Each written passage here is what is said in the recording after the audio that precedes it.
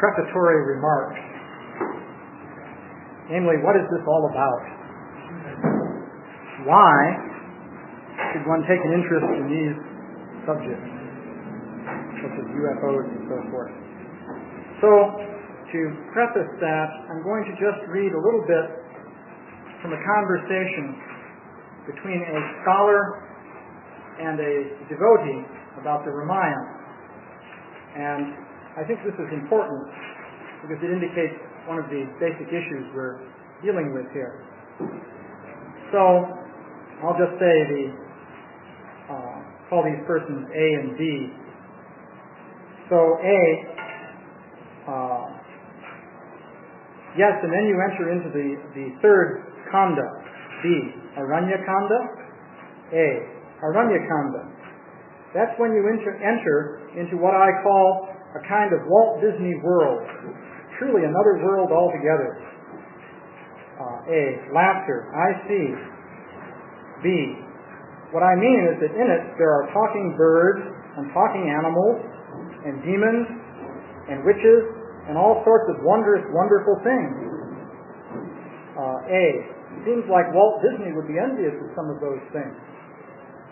B, well, I think he certainly missed the boat by not making it into an animated spectacle. Then there's a little bit of discussion of that.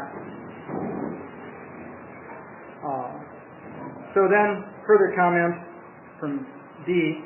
All right, and so they go off into the forest and run into all kinds of goblins and witches. They show heroism, love, compassion, chivalry, and things of that nature, and so on. So, this is a discussion of the Ramayana. And you can see in the discussion there's a basic problem here. Namely that the position of the scholar is that the Ramayana is a sort of Walt Disney fantasy. Something along the lines of Pinocchio and Snow White and the Seven Dwarfs and so forth. And in fact, that's what comes across in the conversation, and no other point comes across in the conversation. Basically, that's what you're left with. Because after all, what can you say? It looks as though the Vedic literature is a sort of fantasy of the kind that Walt Disney might make a cartoon about, or something like that. That is the position of scholars in universities. So, why do they think that way? And what can be done about that? So, the reason that scholars think in that way is that they believe that the world is a certain way based on their education and conditioning in this modern society. So, and of course, this basic education and conditioning is there for many different people, not just scholars in universities. So according to that view of the world, that people are trained up to accept all these wondrous, wonderful things that you find in the Ramayana, or for that matter, the Bhagavatam, Krishna book, any of these different literatures, just couldn't exist. These things aren't part of the real world. They're part of some old fantasies that people used to believe in the days when they were superstitious and they didn't have modern scientific knowledge. So that is a basic problem. Now, what can you say about that? You can say, well, these shastras are the absolute truth and you should accept them. But then someone may be reluctant to accept them if they think that the world is a completely different place, that the kinds of things described in the shastras on practically every page just don't happen in the real world. These things are unreal. So that's a basic problem. Well, that's what this lecture is all about. That actually, we do live in the sort of world described in the Vedic literature. And there is a great deal of evidence indicating that that is so. So, Basically, the world described in the Vedic literature is one in which you have living beings with remarkable powers. Now, of course, even ordinary living beings as we know them, including living beings like ourselves, do have remarkable powers. But familiarity breeds contempt. The very fact that we're living and walking around and talking and doing all these things, that's quite amazing in its own right.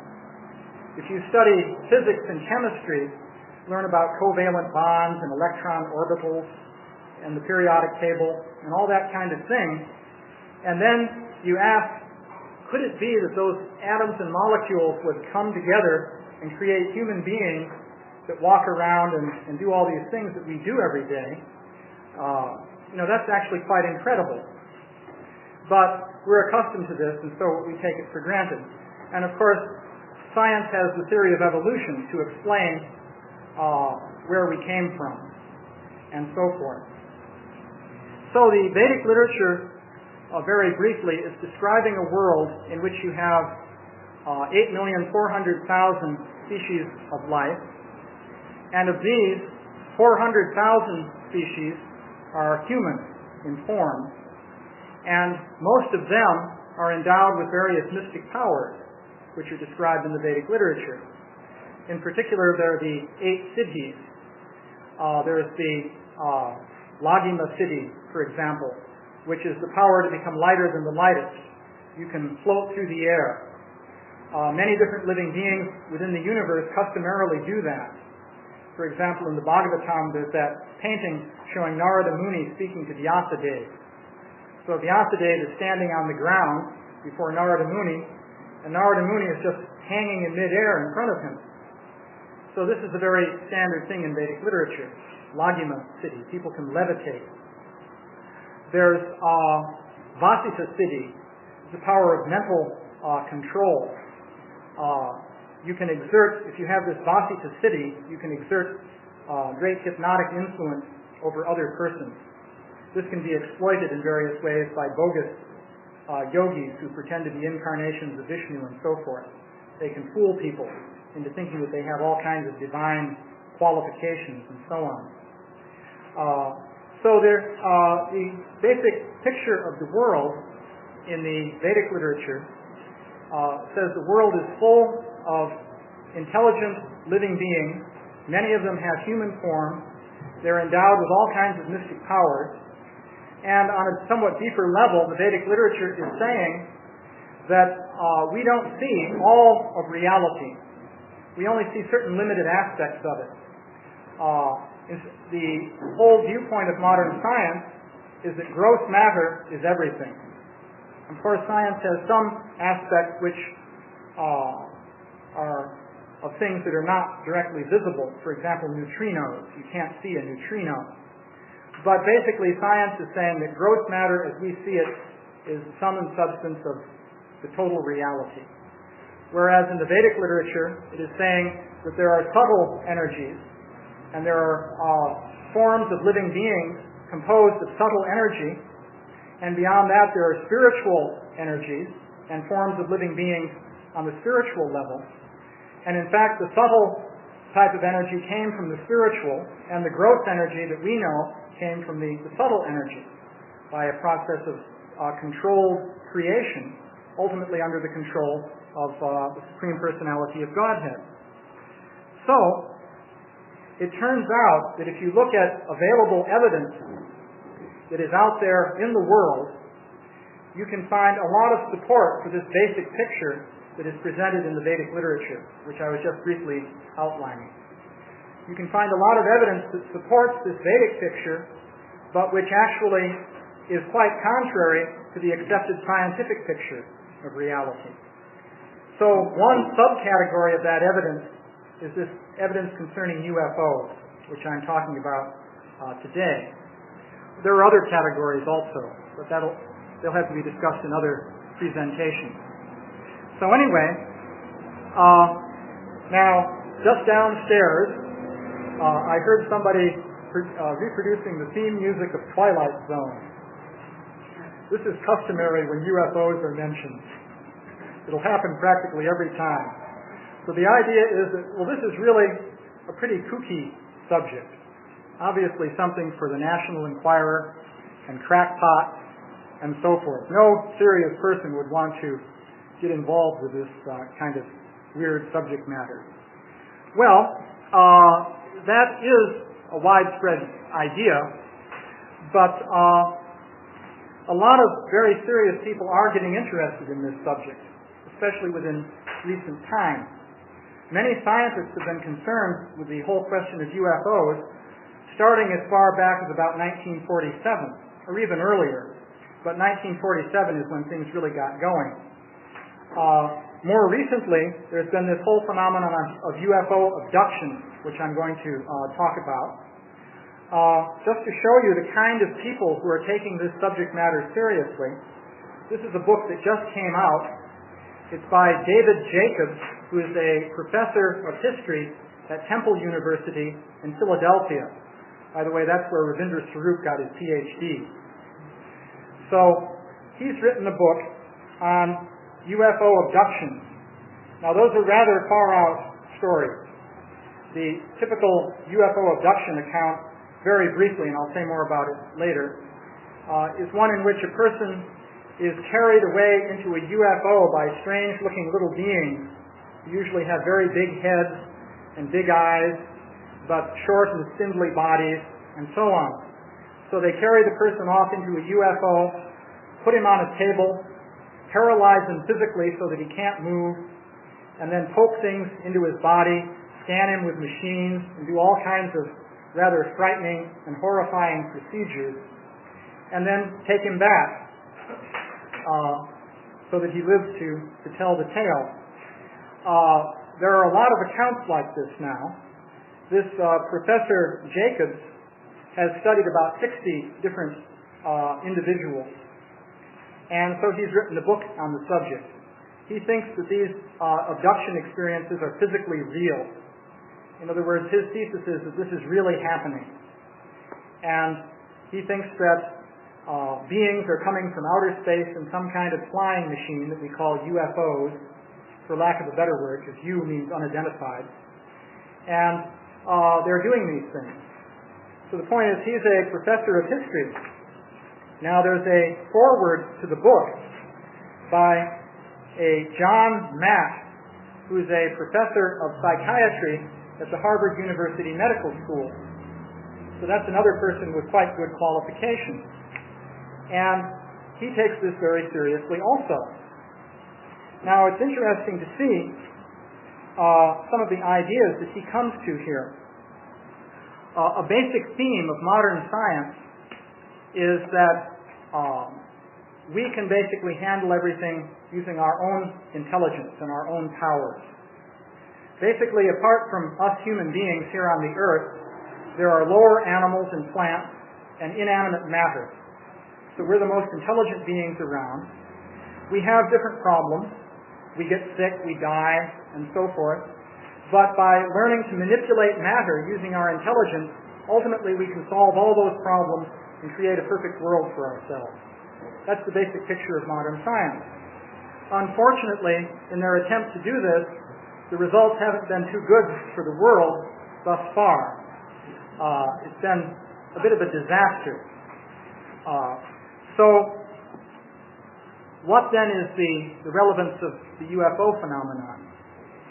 One thing, whatever the basic cause behind the UFO phenomenon may be, one impact that it has is that it conveys to people that there are intelligences within the universe, and in fact, intelligences active here on this earth, which are not under our control. This tends to give one the idea that we're dependent. Now, the ultimate conclusion that you can derive from that is that one should surrender to God. Because if we're basically the highest beings around, and there is no God, there is no soul, and so forth, then the program of figuring it all out by ourselves makes sense. But if there are other beings around who are more powerful than we are, then one has to give second thought to that program. So a natural conclusion is that one should perhaps turn to God. In other words, if there are more powerful beings, you should turn to the being that has your interests at heart. And who would that be? And also you should turn to the most powerful being. In other words, why try and make a deal with someone who's a bit more powerful than you? They may cheat you or do who knows what. So the logical thing to do is seek out the highest power. So just in pursuance of that idea, it's interesting that this Matt comes to conclusions like that in this foreword to his book. He says here, virtually all peoples throughout history, with the exception of the Western culture of the Newtonian Cartesian era, have experienced the universe as possessing some sort of intelligence or consciousness in which human beings participate with other animate beings and inanimate things in an enterprise that has meaning, purpose, and direction, however unfathomable these may be. So he's recognizing that our present Newtonian Cartesian culture is an exception. And he says, in the West, we seem, for reasons perhaps as mysterious as the abduction phenomenon itself, which he's talking about, to have cut ourselves off almost totally from awareness of any form of higher intelligence. But let us suppose that such an intelligence did exist, and what is more, that it was not indifferent to the fate of the earth, regarding its life forms and transcendent beauty as one of its better or more advanced creations. In other words, maybe God has a plan for the earth. So he says, and let us imagine that the imbalance created by the overgrowth of certain human faculties, a kind of techno-destructive and fear-driven acquisitiveness, were diagnosed as a basic problem. What would be done as a corrective? So, he suggests that, one thing he suggests is an invasion of our consciousness with transforming images of our self-destruction. Actually, that's the whole theme of the whole UFO phenomenon. The beings are always, people always report being told by the UFO entities, you're destroying the earth, you stop the nuclear testing, and all this kind of thing. So anyway, I don't want to go at too great length. Let's see if I can find where. So, yeah, where does he really say it? Yeah, well, he's talking about the possibility that humankind has broken the harmony of being, that this planet does not just exist for our pleasure, and so forth. But in order to arrest the destruction of life and to make possible the further evolution of consciousness, or whatever the anima mundi has in store, these phenomena are taking place. Anima mundi means soul of the universe in Latin. So in other words, this Harvard psychologist is not only taking the UFO phenomenon seriously, but it is causing him to think about God. And that in itself is unusual from a Harvard professor of psychology or psychiatry. After all, you may know that Sigmund Freud kicked out God completely. So that is a bit of a preface as to the import of what I'm going to discuss. So what I'm going to do is present some of the evidence regarding the UFO phenomenon, and I have some short video clips that I'll show. Let's see. This is going to be a bit extemporaneous. Let's just see what happens here. It's going to work. This talks about some sightings in Belgium. I'll say a little bit more about them. Let's see. Push play.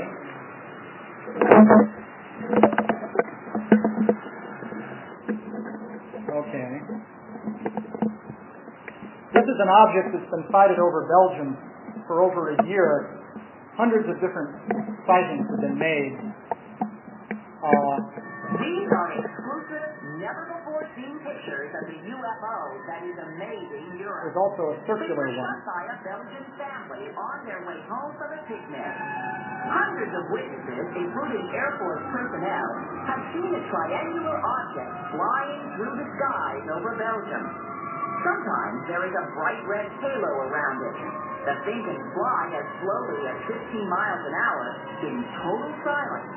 then accelerate to twice the speed of sound in 2 seconds. Others have seen in photographs a disc-shaped object. Military officials have seen it climb and descend to thousands of feet of altitude in just seconds.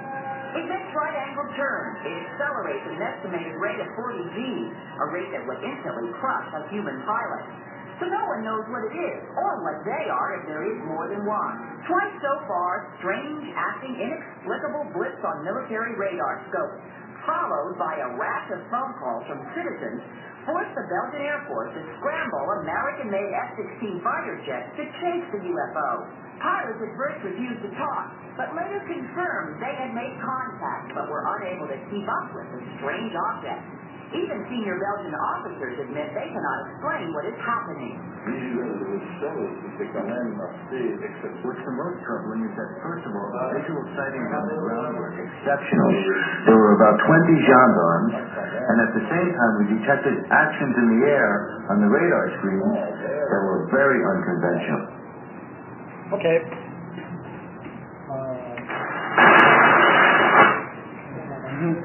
Okay. That, just to make a brief remark about that case, I attended about an hour lecture specifically on the recent Belgian sightings. There are hundreds of cases in which very respectable people have given their testimony. There are also photographs. The typical object is about as big as this building, basically. Triangular in shape with lights at the corners of the triangle. And I've also seen photographs and many different drawings by different people, all of which show basically the same thing. The Belgian military people have been unusual in that they've been open in admitting that these things are actually there and inexplicable. And I saw a videotape of the radar scope of an F-16 fighter plane that had locked in on this thing and was chasing it. Except that it took off, as they said there, at an acceleration of about 40 Gs. That would crush you to a thin film of jelly if you were inside a vehicle. It was like that. So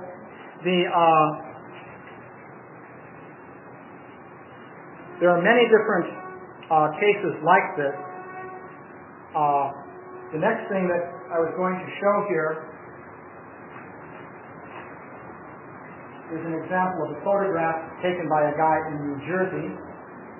I just have a few examples. This is the guy who took it with his little brownie box camera. This is a whole category of evidence. There's a lot of testimony along these lines. This is a photograph taken by Ed Walters in Gulf Breeze, Florida, of that object. To this day, many different sightings are being made in Gulf Breeze, Florida. I've seen some recent videotapes showing what people are seeing there. Not just this one man, but many different people are seeing and videotaping things. This is something photographed over the Wannock Reservoir in New Jersey. Now, can you see this? I think it would be very difficult. There's an object there. This is a videotape made in Gulf Breeze by a guy with a Sony camcorder. Even standing right here, it's difficult to see. You see that thing there? I don't know how well you can see it. Shortly, this runs for about a minute, and what I'm going to do is show a computer-enhanced picture of what the object looks like. There it is right there again.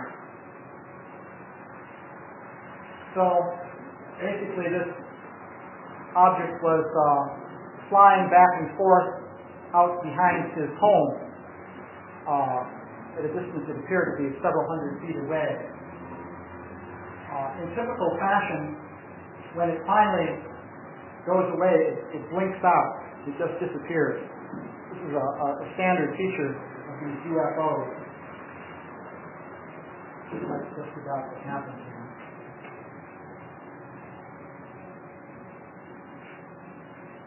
So, a Navy physicist named Bruce Maccabee tried to see if this videotape could have been hoaxed.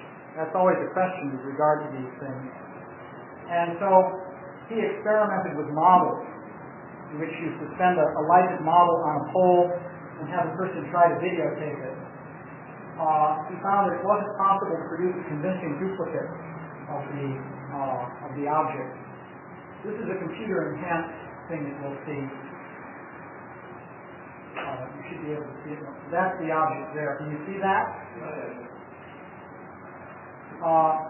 There are several. These are repeated shots of the same thing. It's one short segment of the videotape, which was then enhanced using the computer. Here it's made to stand still in one place. So there's a series of segments of videotape there. So professional people are involved in investigating this subject. And this is a smooth version. I used an image smoothing technique on it to give a better idea of what it looks like. So,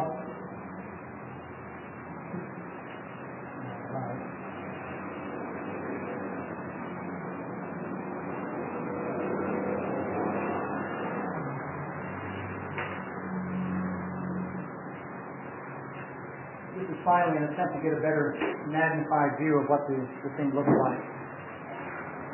So, let's just see here. Unfortunately, I just have so many frames on here, so it's just inflexible as to timing. Hurry up.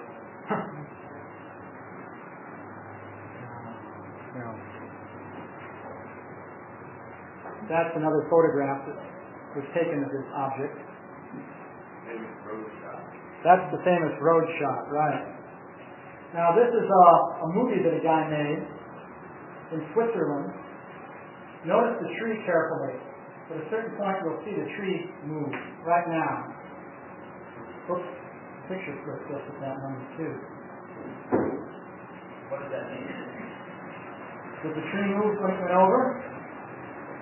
The indication would be, pardon me? That it wasn't a fake. I'll discuss the question of whether this was faked or not just a little bit. It would be quite difficult to fake this. I'll just stop this and talk a little bit about it. That last thing you saw was the path that the thing was following. I used the computer to figure that out. Basically, in order to fake this, what you'd have to do is use a model suspended from a string. And you could try and swing a small model on a string. However, if you look at the quality of the image, you'll see that it has the same degree of blurriness as the tree in the background, which is a large tree. So a small model held close up would not be like that. It would be sharper. So in order to make the image blurry to the same degree as the image at the distance, as an object at the distance of the tree, you'd have to edit each image. Now you can do that in Hollywood frame by frame. I'm not saying that this couldn't be faked. Hollywood can do it, no doubt about it. But it's an expensive proposition. I've done some work myself with video, and it would be very difficult to create this kind of image. In fact, I couldn't do it with the facilities that I've got. So then the point that when it flies over the tree at a certain point, the tree moves, suggesting that wind from the thing has moved the branches of the tree. You could try to fake that by maybe, you can imagine somebody having a rope and pulling on the tree at just the right moment when the model is swinging. That would be difficult too. Another point is that the swing, you might say, is pendulum-like. It's going around like this. You can experiment with a handheld pendulum and see if you can duplicate that. The basic movement pattern you can duplicate if you move your hand in rather large arcs. You can experiment with that. There's one problem though, namely that the rate of swing of a pendulum gets faster the shorter the string is. You can calculate that for this rate of movement in this picture, the string would have to be over 20 feet long. So to swing a pendulum and move the upper end of the string through considerable arcs when it's 20 feet long is not an easy proposition if you're going to do it that way. Furthermore, there are additional features of the way the thing wobbles and moves and so forth that you can't duplicate with the pendulum. You'd have to have some other strings attached in order to get those movement features.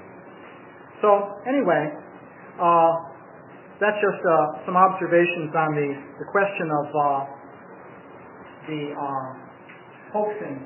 Actually, photographic evidence is the weakest type of evidence due to the possibility of faking of photographic evidence. Yeah, briefly.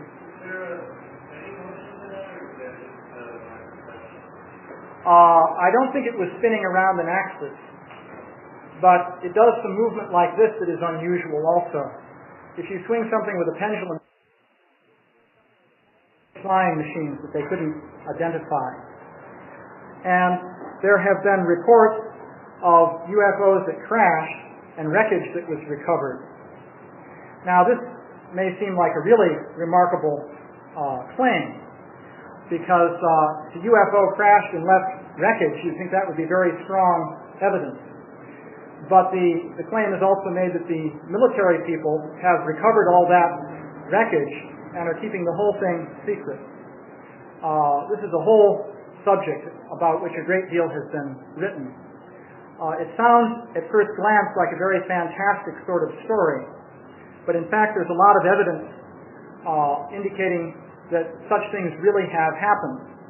I'm going to play here just a brief tape in which a former military officer is giving testimony about how he was involved in the recovery of unusual wreckage in New Mexico. This is the Roswell, New Mexico crash. Yeah? Who was testifying to? He was testifying, I think, to Stanton Friedman, who is a fellow who has been investigating UFOs for many years. Was there no kind of court of law or legal deposition or anything like that? You see him on the camera, so you see his face. It can definitely be shown that that was that man, and he is talking. So, unless you say that some actor was cleverly duplicating him and that he never complained about that, then you'd have to agree that this is his testimony.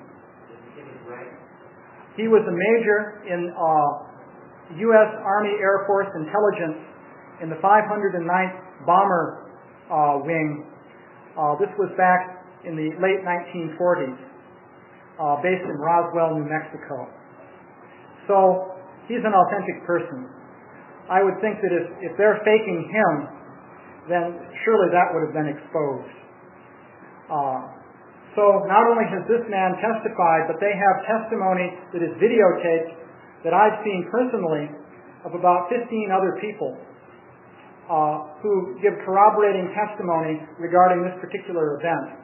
And they have transcribed testimony of quite a number of other people. So it's a case which is actually quite remarkable for the amount of evidence that is actually behind it, if you consider what a fantastic claim is being made. Let's see if this works. They were astonished to find the vast amount of wreckage. One thing I'm certain of, This is the man. all that activities, that it was not a weather balloon, nor an aircraft, nor a missile. It was something else for which we didn't know what it was. There were just fragments strewn all over the area, and the area was 3/4 of a mile long and several hundred feet wide. So we proceeded to pick up the parts. A lot of little members with symbols that to me I call them hieroglyphics because I could not interpret them, could not be read. They were just like symbols of something that meant something. These little numbers could not be broken, could not be burned. I even tried to burn that, would not burn. See, that way is nothing. It's not as thick as a tinfoil like a cigarette. See, I tried to bend this stuff. See, it would not bend. See, we did all we could to bend it, it would not bend. See, we even tried making a dent in it with a 15-pound sledgehammer. You just still no dent in it. and the whole story of how the military suppresses this thing. New Mexico started to transmit on a news wire the story of Major Marcel's recovery of a crashed flying saucer. The FBI interrupted their communications with a statement, "Do not continue this transmission." An official Army press release was put out announcing the capture of portions of a flying saucer. Major Marcel escorted the wreckage on a B-29 to Carswell Air Force Base. The press was waiting for him, but he was told not to say anything by his commander, General Brady. "They just been some better evidence here, a very small portion of it. And none of the important things like these members that have these hieroglyphics or markings on. They wanted me to tell them about it, and I couldn't say anything. And when the general came in, he told me not to say anything, that he would have it." The reason that this story has been... Okay. So, this is a very elaborate story, but basically what happened was that initially newspaper stories went out announcing the discovery of the flying saucer. And then the next day, a press conference was held in which pieces of a weather balloon were shown. That's what you saw in the photographs there of the general holding up this thing that looked like tinfoil. And they said it's just a weather balloon. And that was the end of the story. As you could see, the man testifying, that's this Major Jesse Marcel, was quite old. He was testifying just recently.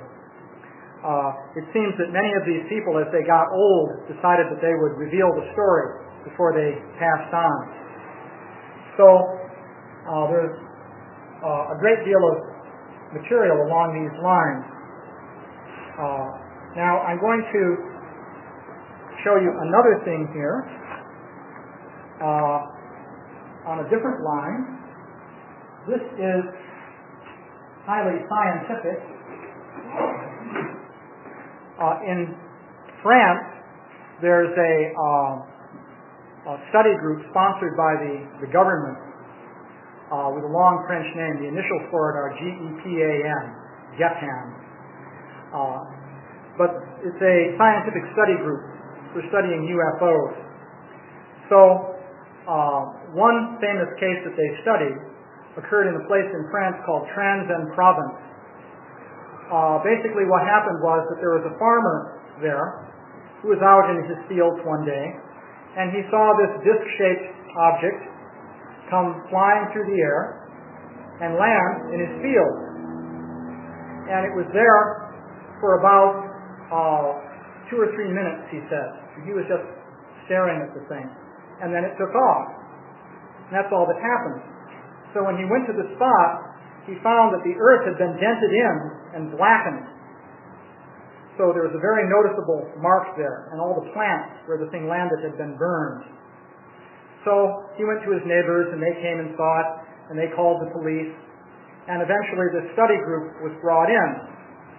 So the people involved with this study group were highly placed scientists in France, and they did a biochemical investigation of the area where this indentation formed. And they observed all kinds of strange biochemical changes in the plant that varied as a function of distance from the center of this mark. So they had quite elaborate investigations. So I have a small film clip here in which you see one of the scientists giving some testimony. So we'll try this one.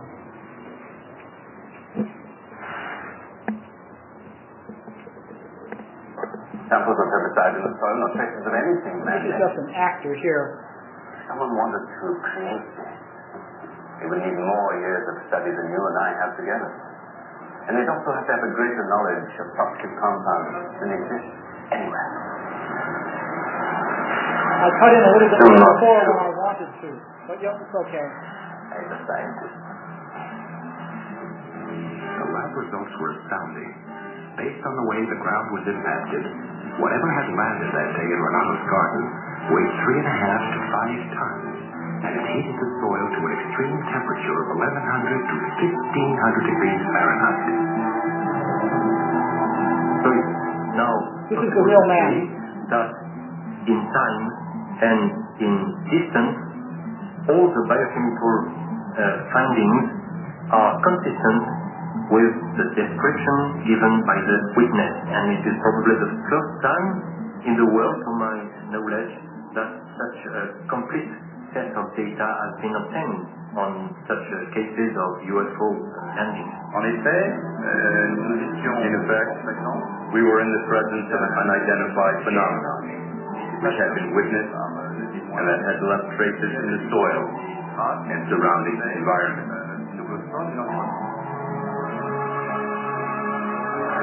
In conclusion, after the case in Franche-Provence, one cannot have the same perception about the UFO phenomenon, for one can no longer debate whether or not it exists. One cannot say, do you believe in UFOs or don't you believe in UFOs? Of course you can say that. For now we are aware of phenomena which we cannot control. So, okay. So that case, by the way, let's see, did I bring it? I don't know if let's see. Yeah, I got it. In case anyone wants to know, here's a scientific paper on the details of that case, written by the second guy who spoke in French, Velasco, wrote this paper. Gives all the details of the analysis and so forth. So these kinds of things are going on. So what I'm going to do a little bit later on is now talk about, or actually I guess I'll start that now, is talk about sightings or encounters with living beings connected with UFOs. So thus far I've shown some indications of the craft that are reported. At least they seem to be craft. That's how people interpret these phenomena. Of course, this Velasco, by the way, never says anything like that. He just says an unknown phenomenon. So he's being very scientific. So in any case,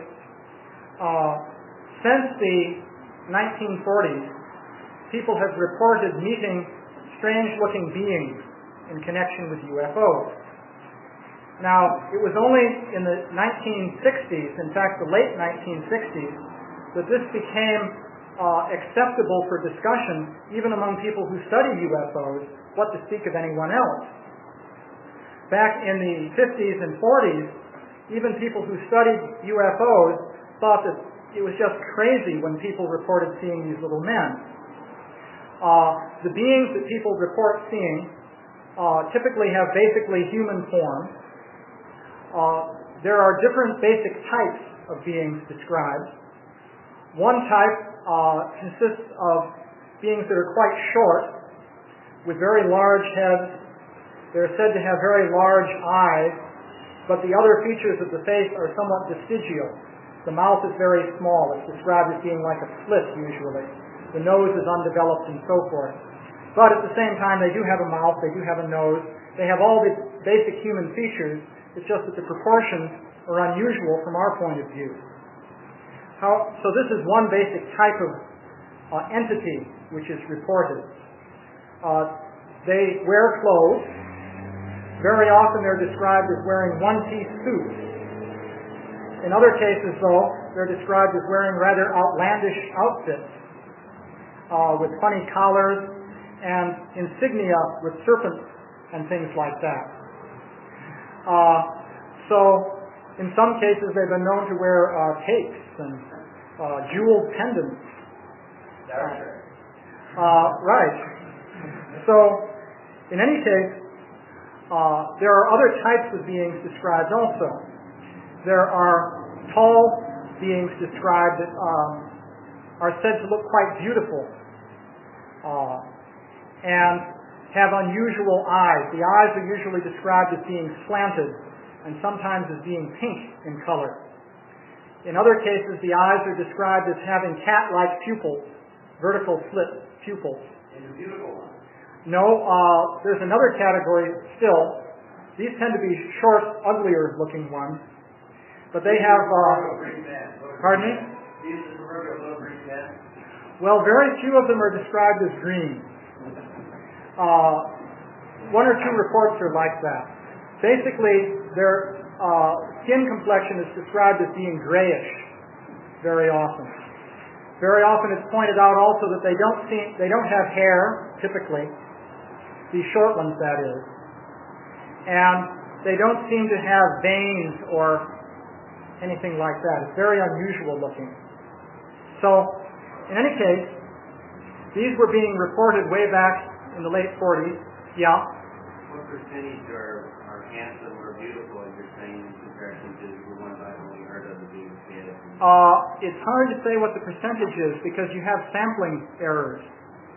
It's a question of how many things get reported and what reports people select out in order to present to the public.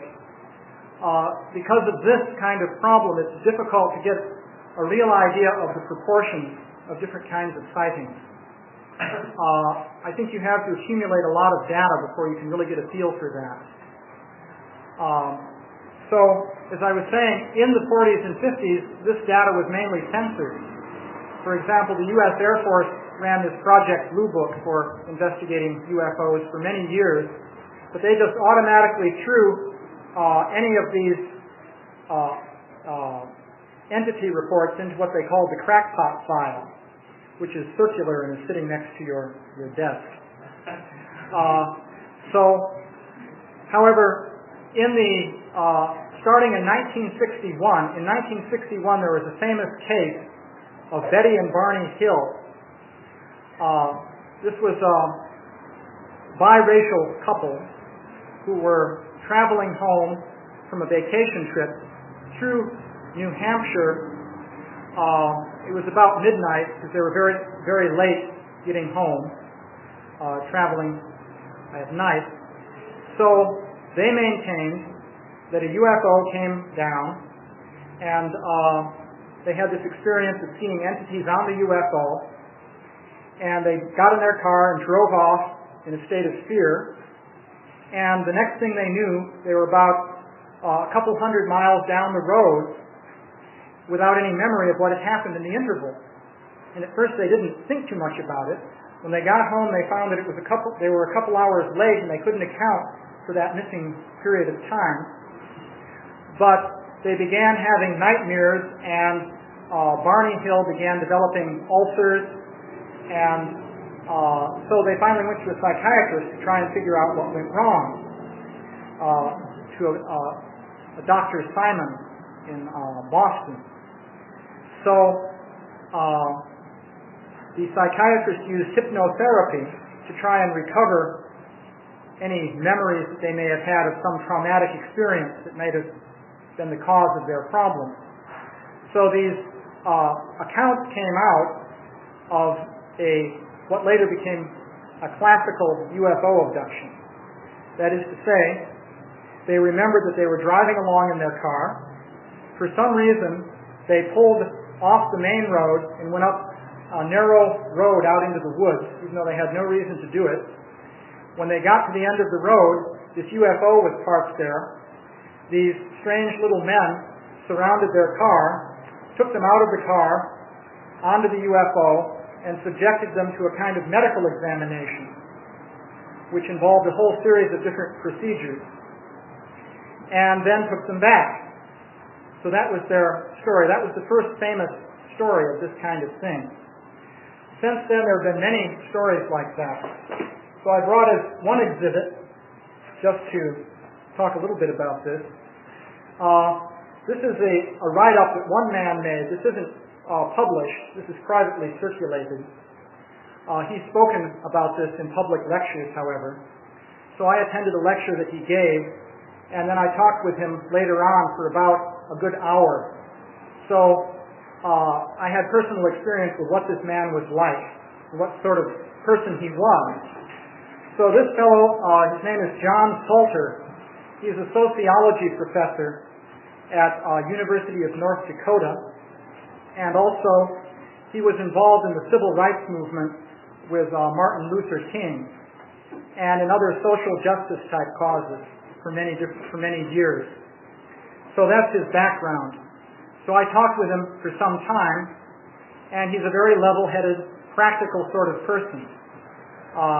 He's not some kind of nut. And his story was that he and his son were traveling to Mississippi from North Dakota, and for some reason they went off into some backcountry roads. They couldn't quite figure out why they did it, and they had a time lapse. That is, they suddenly found that it was several hours later and they were several hundred miles down the road and they didn't know what had happened. So there again, there was one of these abduction type experiences. They said that, well, what happened was later on the man remembered the event, and if everyone is, I don't know, I kind of lose my train of thought when everyone's getting up and down and doing everything. So, in any case,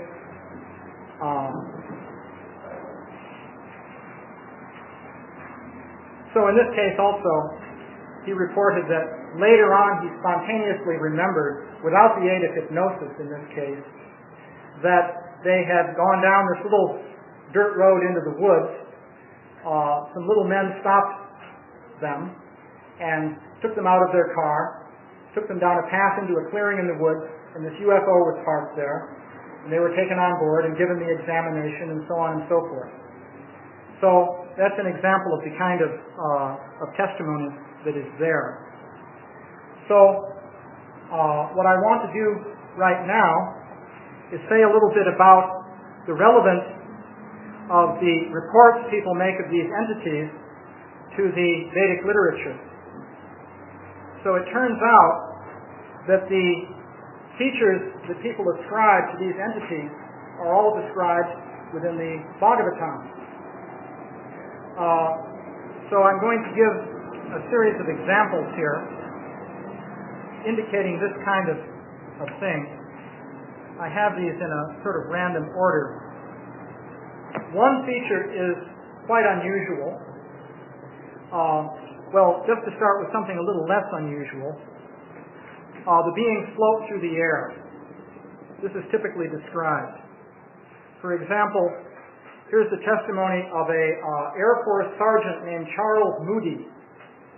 Now, he was part of the U.S. Air Force Human Reliability Program, and the point was made that candidates for this elite group are carefully screened by psychiatrists for emotional disorders.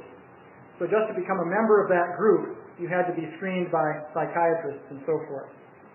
So there's a whole elaborate story that he has, but the key point was the following thing. He said, it's going to sound ridiculous, and I hope nobody sends me a straitjacket, but these beings did not walk, they glided. So this is one example. It's a very standard thing that these beings can float through the air. But that is a Vedic phenomenon also. It's a very standard thing for different personalities in the Bhagavatam to float through the air by virtue of Lagima cities. So that's an example. Now there's more involved than just floating through the air. It's typically described that these beings can go through walls, which it seems a little bit unusual. So in other words, you might be sitting here in this room, and then this fellow comes through the wall. That would be a bit shocking if that happened. So there are many accounts like that, however. When he comes to the wall, does the wall move around him when he walks through? Well, there are not too many descriptions of exactly what happens. I know of one case where it's described that they seem sort of vaporous as they come through, and then they seem to solidify once they're within the room. But I don't know too much in the way of details there. But the main thing is a lot of people report these things. Now, having mentioned such an outrageous point, I should go back a little and discuss the psychological profiles of some of these people. I have also documentation, for example, of a blind study that was done by a psychologist named Elizabeth Slater on 9 people reporting these kinds of experiences. Now, they were sent to her with no mention that they had anything to do with UFO experiences. And they were told not to tell her anything about that. So as far as she knew, these people were being sent to her for psychological evaluation for some reason. So she did a study with all kinds of tests and so forth. She concluded the people were completely sane. There was no trace of psychosis or schizophrenia, nor epilepsy, nor any of these various disorders that could cause a person to hallucinate. They did show signs of post-traumatic stress syndrome, which is something connected with rape victims, Vietnam veterans, and other people who've been through a traumatic experience. So that was the profile. So then she was told, well, what these people have in common is that each one of them was captured by strange beings and carried on board a UFO. So, and she was astonished by that, because she said that obviously you would think that she had some amazing psychological jargon, but hysteroid characters subject to fugue states and dissociative, etc., etc. Only such people would tell a story like that, you would think, but they weren't like that. So anyway, that's there. So there are examples of the entities floating through walls. Now I'll make it a little bit worse. People have testified that the entities have picked them up and carried them through the wall. Now, what is going on there? There's a lot of testimony like that. I could give you a whole list of cases. So, pardon me? When you say a lot, I could give you 10 very easily. With some scraping, I could get up to 50, I'll bet. So anyway, this also is a Vedic phenomenon. Now, we find this in the Krishna book, amongst other places. And Srila Prabhupada has a very disarming way of talking about it, because he talks about flying through outer space. For example, you know the story of Usha and Aniruddha. So in that story, actually it's an amazing psychical story. Usha has this dream of this beautiful young man who she feels very attracted to. And of course she is a princess who's in the inner chambers of Banasura's palace, so she's very protected. So she has a friend though, Chitralekha, who's a mystic yogini. So anyway, Chitralekha uses a pretty psychical method to try and figure out who the young man is. And he turns out to be Aniruddha, Pradyumna's son. So Chitralekha flies through outer space to Dwarka, picks up Aniruddha, who's sleeping in his bed, doesn't awaken him, carries him through outer space back to Sonitapura, where Banasura's palace is, right into the very inner quarters where Usha is sequestered, and then they have a whole affair together. So this involves traveling through walls and traveling through the air even in such a way that it doesn't wake up Aniruddha. And the whole idea of traveling through outer space, actually what that means is traveling through the ether. And the basic idea there is that everywhere where there is matter, there is also ether. It's right there. It is possible to just interact with the ether so that you don't interact with the matter that's there. Then you can go right through walls or whatever it may be, traveling through the ether, and then you can come back into your normal state and interact with matter in the normal way. So that is a Vedic thing. So that you find with the UFO reports and the Vedic literature. Now, another thing is invisibility. Now, apart from this matter of being able to travel through a wall or something like that, the UFOs give evidence that they can become invisible. And also the entities connected with them can become invisible, even though they're still there.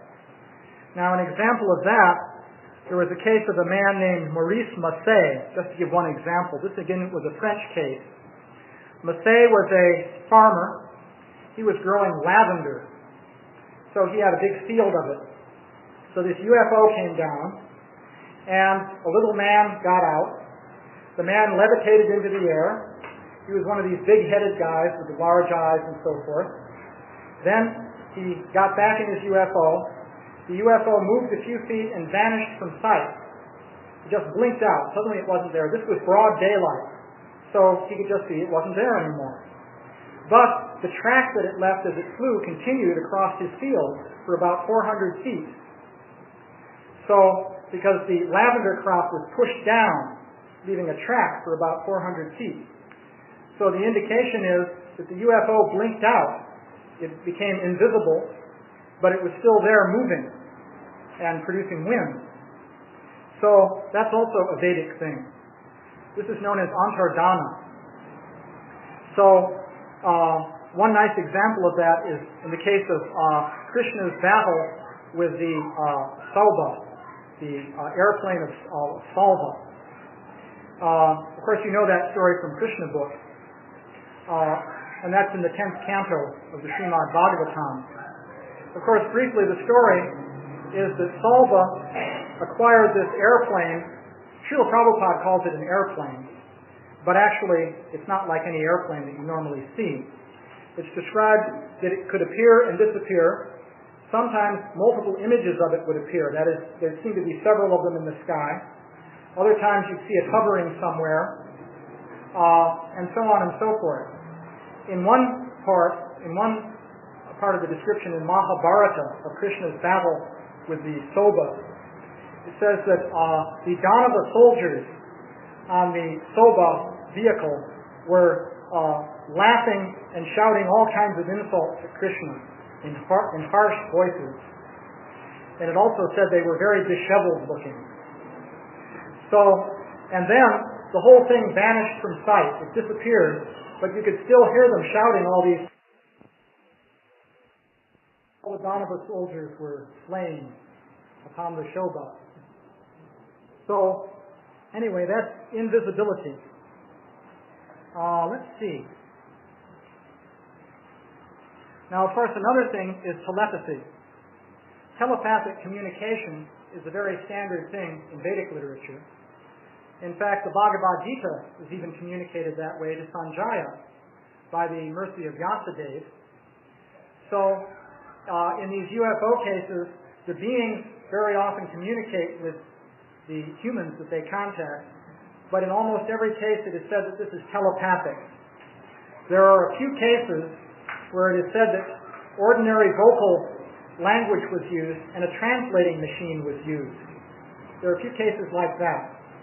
But generally speaking, telepathy is used. Now another aspect of this, which I've already briefly mentioned, is the idea of control through hypnotic power. This is a Vedic thing. There is what is called the Vasita Siddhi, which is, Srila Prabhupada describes that in the Nectar of Devotion as being a power of hypnosis which you can use to control a person and bewilder them in various ways.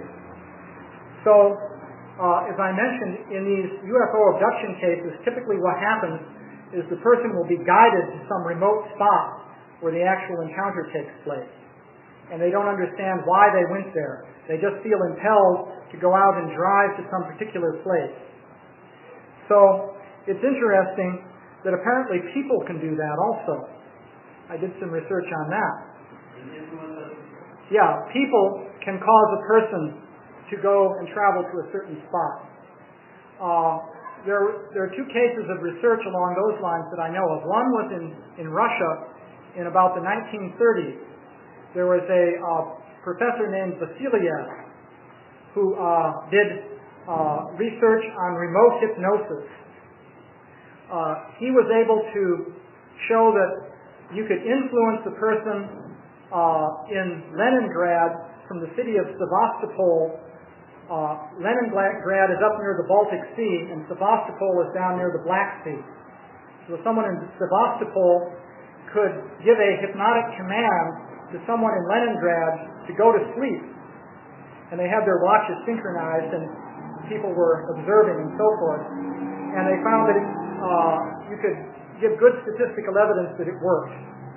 In other words, measure when the person went to sleep and when the command was given and so forth. So these studies were done with all kinds of statistical protocols and so forth.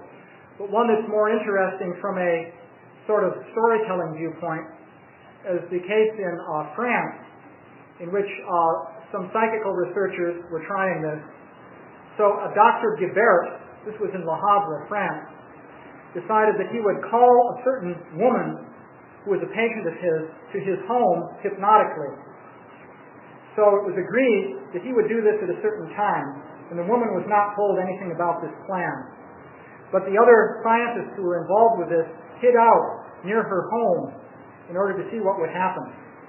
So sure enough, at the designated time when he began giving commands for her to come to his place, she, in a sort of somnambulistic fashion, walked out of her home and started sort of going down the street in an unsteady fashion as though she was sleepwalking. And in due course of time, she went to his place. So that's an example. So there's this Vasita city. That's an element of the UFO cases, but also there's even indications that human beings can do this kind of thing. So, let's see. Various items. I thought I would also mention the case of the abduction of Duryodhana. Let's see, how are we doing for time here? So, on the subject of abduction, it's interesting. In the Mahabharata, it's described that King Duryodhana at a certain point was abducted. Briefly, the story there is that he had decided to commit suicide by fasting unto death. He had become quite disturbed. What happened was that he had gone to the Pandavas who were in exile in order to humiliate them.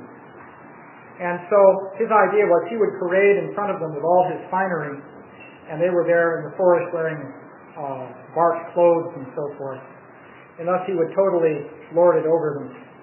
So on the way there, he ran into a group of Gandharvas, which were occupying a certain section of the forest, and they wouldn't let him through. So he was accustomed to having his way. So he said, all right, I'm coming through anyway. So a big battle took place, and the Gandharvas completely defeated Duryodhana and Karna and so forth. They were just totally beaten by the superior forces of the Gandharvas. So Duryodhana was captured by the Gandharvas. So the news came to the Pandavas, and immediately Bhima said, great, serves the guy right. At last he's getting what he deserves. And then Yudhisthira spoke up. And you can imagine what he said. He said, well, no, we must save Duryodhana. It is our duty, because he is a human being. He's been captured by these non-humans. So according to the law of Dharma, it is our duty to come to his aid. Besides, he's a family member. So Arjuna, as it happened, had political pull with the Gandharvas due to the fact that his father was Indra, which is very helpful for political pull.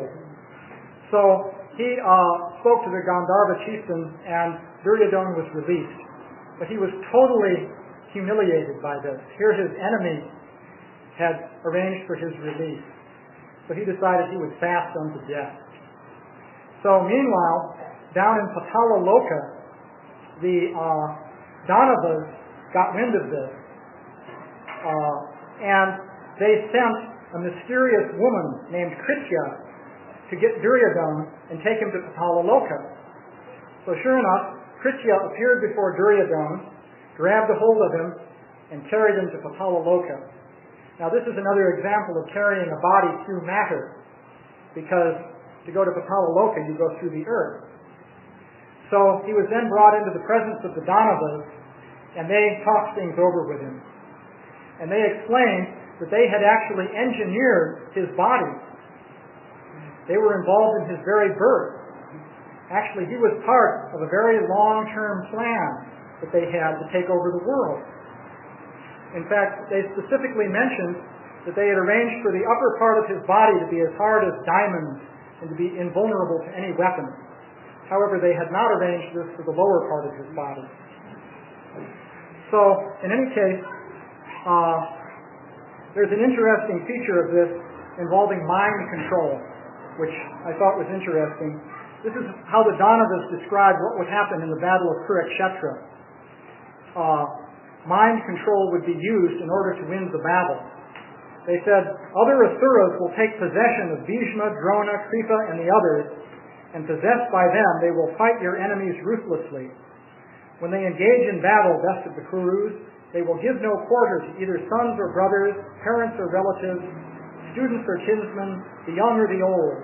Pitiless, possessed by the Danavas, their inner souls overwhelmed, they will battle their relations and cast all love far off. Gleefully, their minds darkened, the tiger-like men, befuddled with ignorance, will say to each other, you will not escape from me with your life.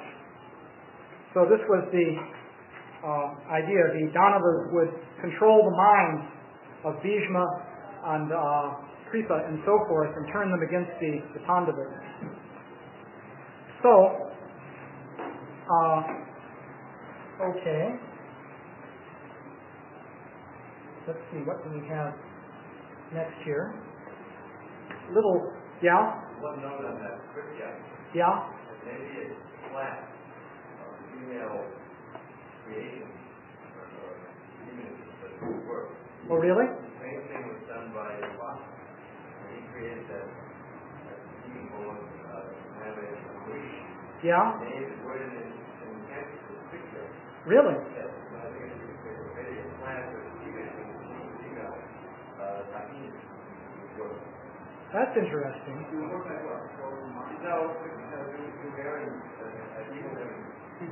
Yes, in other words, if you have an evil errand to perform, you summon one of these entities, and they'll do it for you.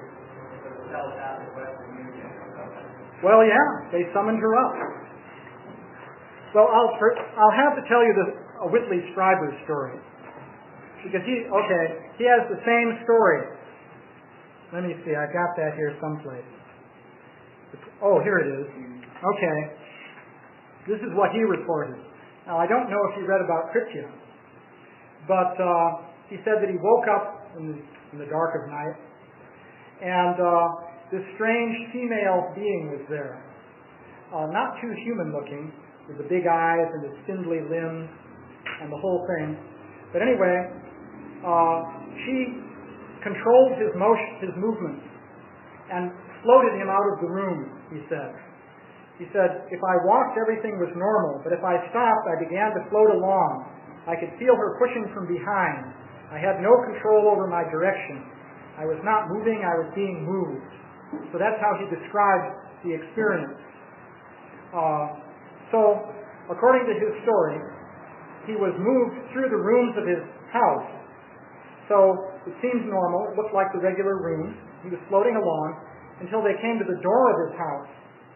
Then he said, do I have that here? Oh yeah, here it is. Now at the door he said, we moved again, and this time I entered a profoundly different situation. No longer could I see normally. There was a glittering blackness before me. I could still feel Sadie in my arms. He picked up his cat from the sofa for reality testing, he said, in order to prove this wasn't a dream, so he grabbed his cat. So I could still feel Sadie in my arms, and I was very glad for her companionship. The next thing I knew, I was standing in a room, and he said there were three other beings in the room: an ordinary-looking woman, a 6'6" or taller blonde man, and someone with a ridiculous toupee who looked like something from another world, wearing the clothes of the 40s. The clothes of the 1940s. Anyway, that was his account. But the basic theme there, actually this comes up fairly often, that a strange-looking female entity will come and take the person and carry them off. And then the question is, how do they know that they're female? They say, well, it just sort of feels as though the quality of the person was female. They can't really tell, really, from the appearance. So, let's see. Oh, well, here's another Vedic parallel that I thought was kind of interesting. In this one, there's something that one researcher called the Oz effect that is associated with UFO encounters. And this is when the encounter begins, everything becomes quiet, mysteriously. The crickets stop chirping, the leaves stop rustling.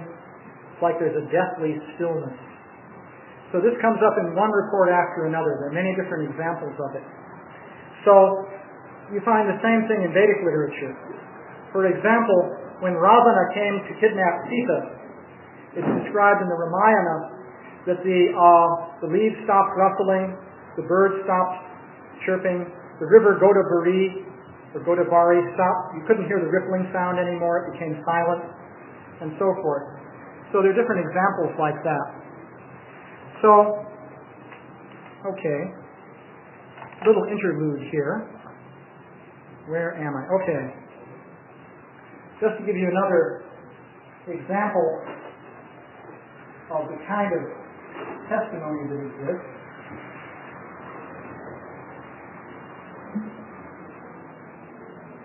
Fearing that this might compromise the privacy and security of themselves. The fellow who didn't want to be publicly a noted known. television and radio columnist who took the photograph.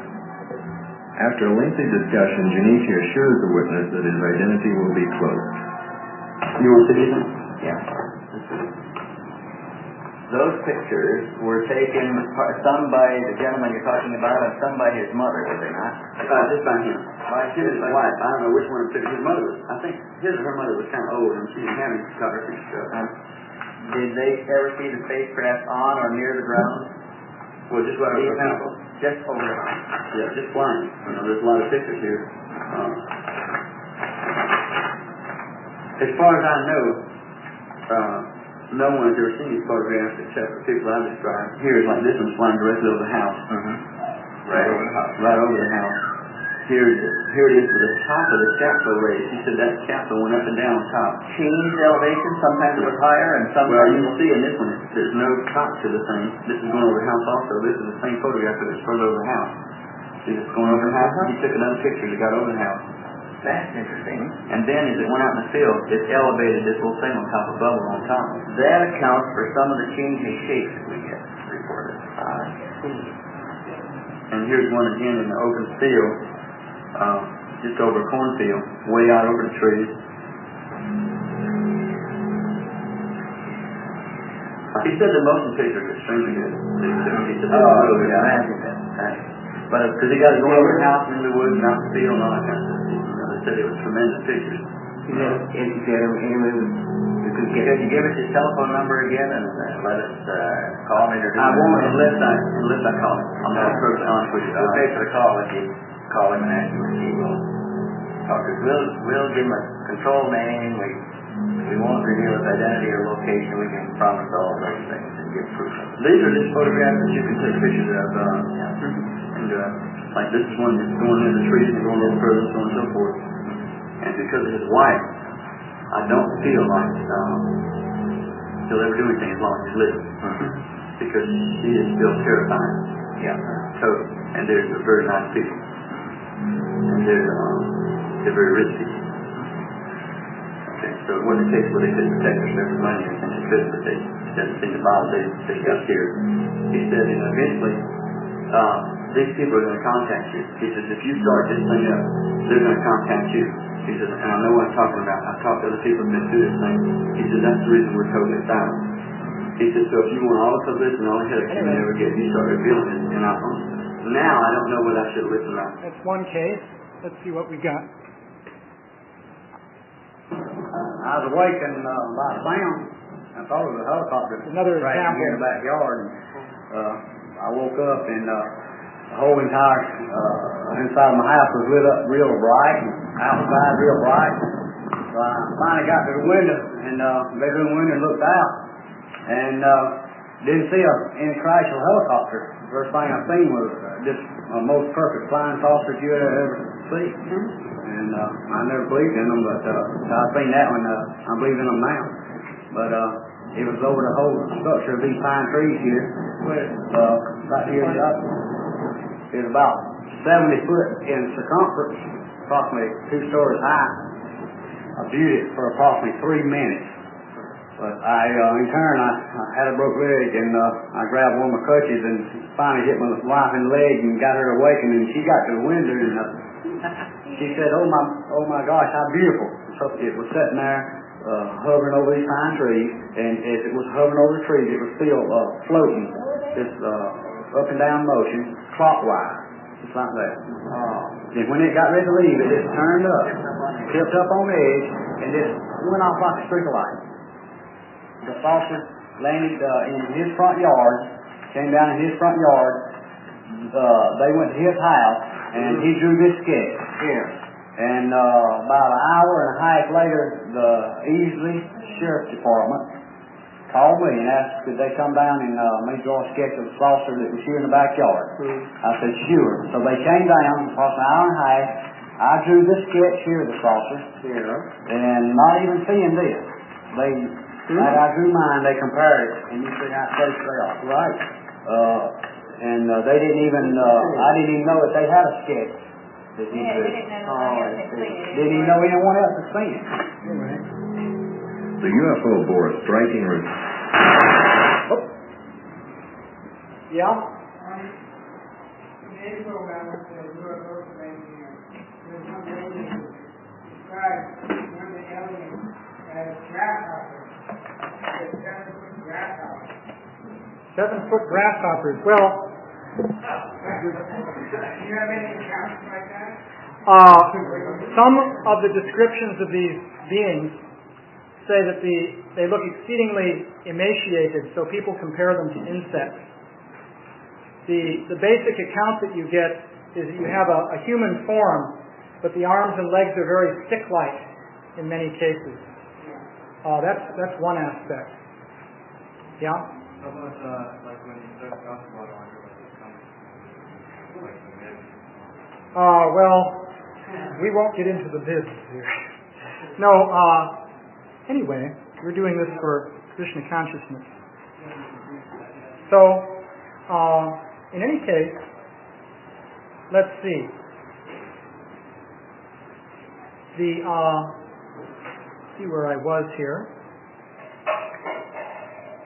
The basic point that I was getting at is the nature of the entities, the kinds of powers that they exhibit, the traits that they have, and so forth, have parallels in the Vedic literature in terms of the nature of the living beings that are described, the kinds of powers they have, or cities, and so on and so forth.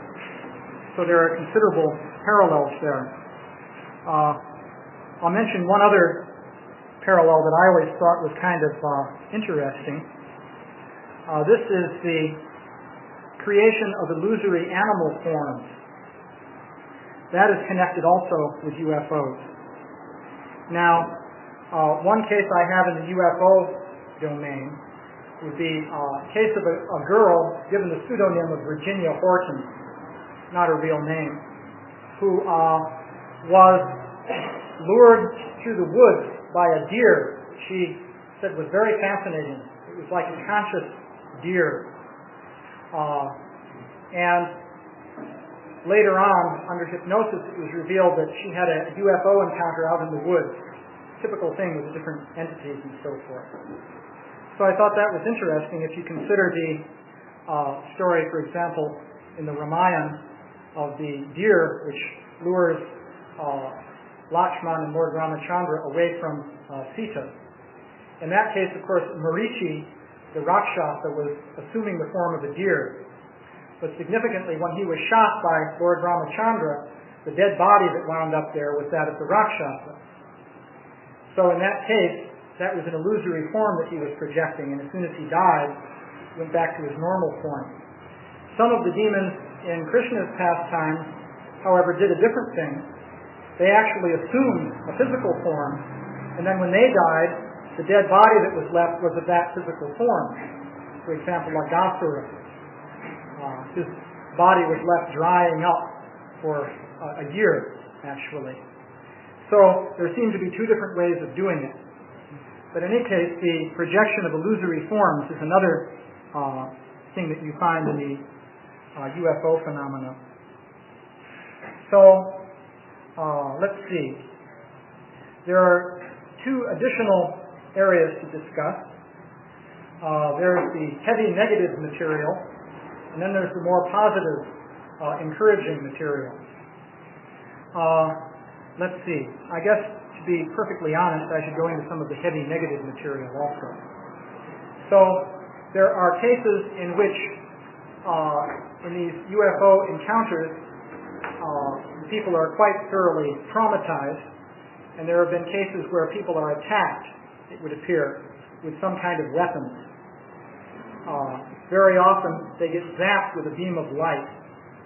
For example, in Brazil, this seems to be more common than in this country. But there are cases there. For example, there's a case of a Raimundo Souza, I believe was his name.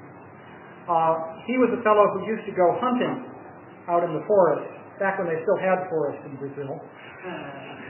And so the technique of hunting was interesting, because what they would do is set up a hammock up in a tree, and they'd have a flashlight and a rifle. When a deer came along, they'd shine the flashlight in its eyes, and the deer would freeze. That's what it does in the dark when a flashlight is, and then they'd shoot it with the rifle. So it's interesting that these same hunters are being hunted apparently by a similar technique. What happens is that this object comes flying over. The local word for them is a chupa. So the object flies over and shines a very bright light at them, and then zaps them with a beam. And there have been deaths associated with this. It's not completely clear if the cause of death is directly the beam that strikes the person. It seems in some cases the person dies of a heart attack at the point when he's struck by the beam. But of course, that may be due to shock of that experience. But in any case, deaths have been reported. This Raimundo Souza died. That was witnessed by his hunting companion. A rather well-attested case of something similar is this Travis Walton case that occurred in Arizona. There were some men doing wood cutting out in the forest,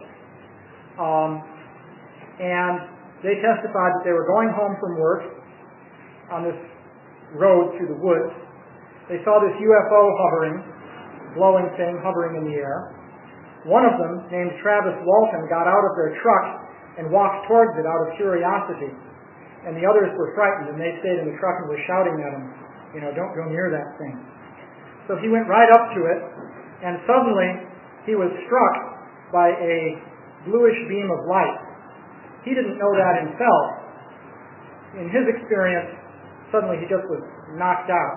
But the other men testified that this bluish beam of light came out of the craft, hit him in the chest, and knocked him over for several feet, in fact. So they were scared at that point, and they went off. They drove off very fast. And then they began to think, well, wait a minute, we've abandoned him, and what could be happening? He could be laying there dying or something. So they got up their courage and drove back to the site, but nothing was there. They couldn't find him or anything. So in due course, they contacted the sheriff. There was a big police search. It went on for 5 days. And they couldn't find any trace of the body. And the men were suspected of murder. The idea came up that, well, they killed the guy, and this was their story. Somewhat strange story. So they were given polygraph lie detector tests, and one man was judged to be too agitated to take the test. The others passed the test. That is, as far as that test is concerned, they were telling the truth as they understood it. That's always the thing to keep in mind about these tests. It doesn't prove that the person is telling the truth. It gives you evidence suggesting strongly that he's telling the truth as he believes it. Because the test really measures how anxious you are about what you're saying. The idea being if you're deliberately lying, it's betrayed by some physical symptoms that they can measure. So it was considered unusual in the case of a phony story for 5 men who I think took the test to pass it. So there's pretty strong testimony that event did occur.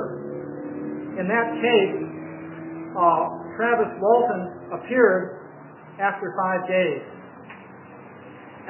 He just came out of the forest area to a phone booth, called up his brother, and his story was that he awakened to consciousness on board the UFO.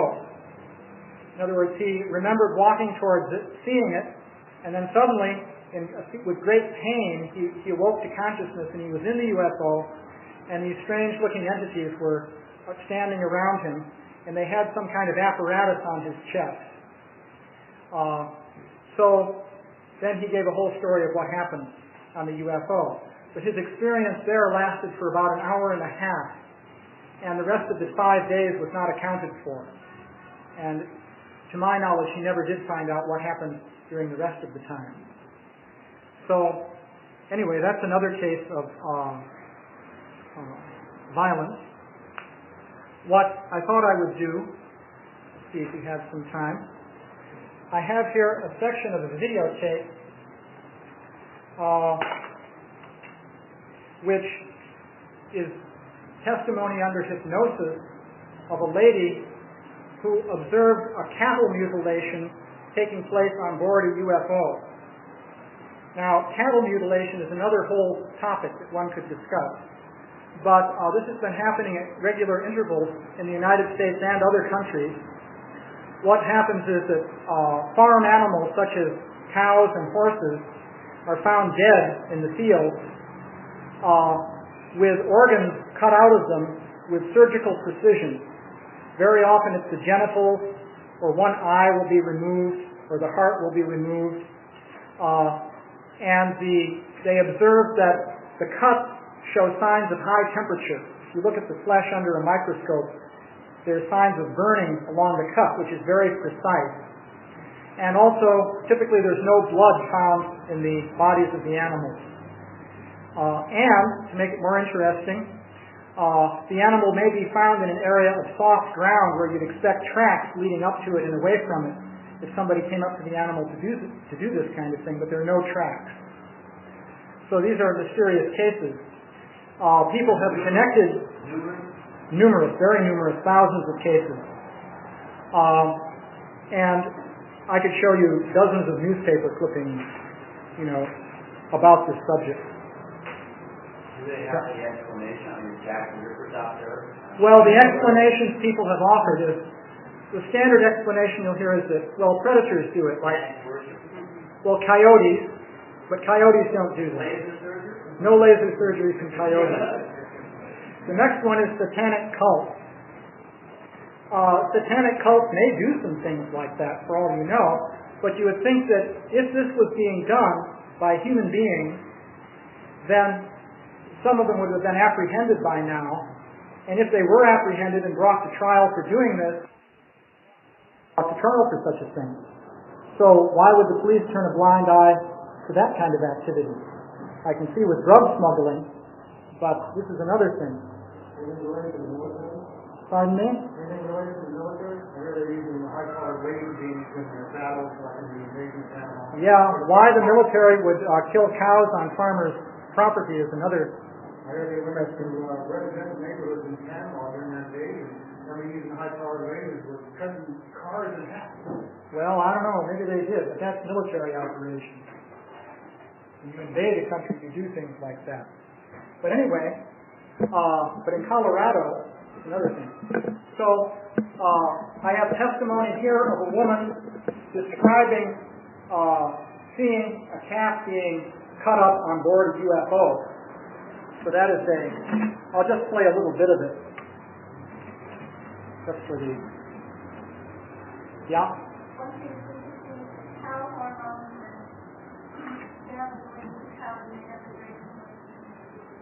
That's been said. I researched that, and it's phony. It's due to misquoting the work of a certain man named Womack, who does study of DNA of cattle. It's been reported that cattle DNA and human DNA are very similar. But I looked up his papers and corresponded with him, and he said he's totally been misrepresented about that, and it's not true at all. So that's another aspect. She and her mother, daughter Cindy, and brother and sister-in-law watched the strange, bright light hover in the sky. After that night, she suffered terrible headaches and anxiety. In 1978, she underwent one hypnosis session which brought out part of her unusual experience, but not all of it. She also had several psychiatric and personality evaluations, all with results in the normal human behavior range. The second hypnosis session with Dr. Sprinkle occurred on March 13, 1980. Now you're standing outside your car. Now you're looking up. You can describe your impressions. What are your impressions? It's like a spotlight shining down the back of my car. And it's like it has substance to it. I can see an animal being taken up in this. I can see it squirming and trying to get free. And it's like it's being sucked up. It's taken into some sort of chamber. It's a little round, tiny room. And I get nauseated at watching how they excise parts. You see the animal being cut up? Yes. Mm-hmm. How is it being cut up? There's tissue. It's laid out flat and smooth. It glistens. And the needles, there's needles in it. Or what appears to be like needles, but maybe probes, I don't know. But it has a tube connected to it. And the same thing with what appears to be testicles. Is anybody else around you? I feel the presence of other things, but I don't know what they are. I can't see them. Okay, just let yourself focus on what is happening inside the craft. Be aware of who is around you. It's okay. You'll be able to describe who is standing around you.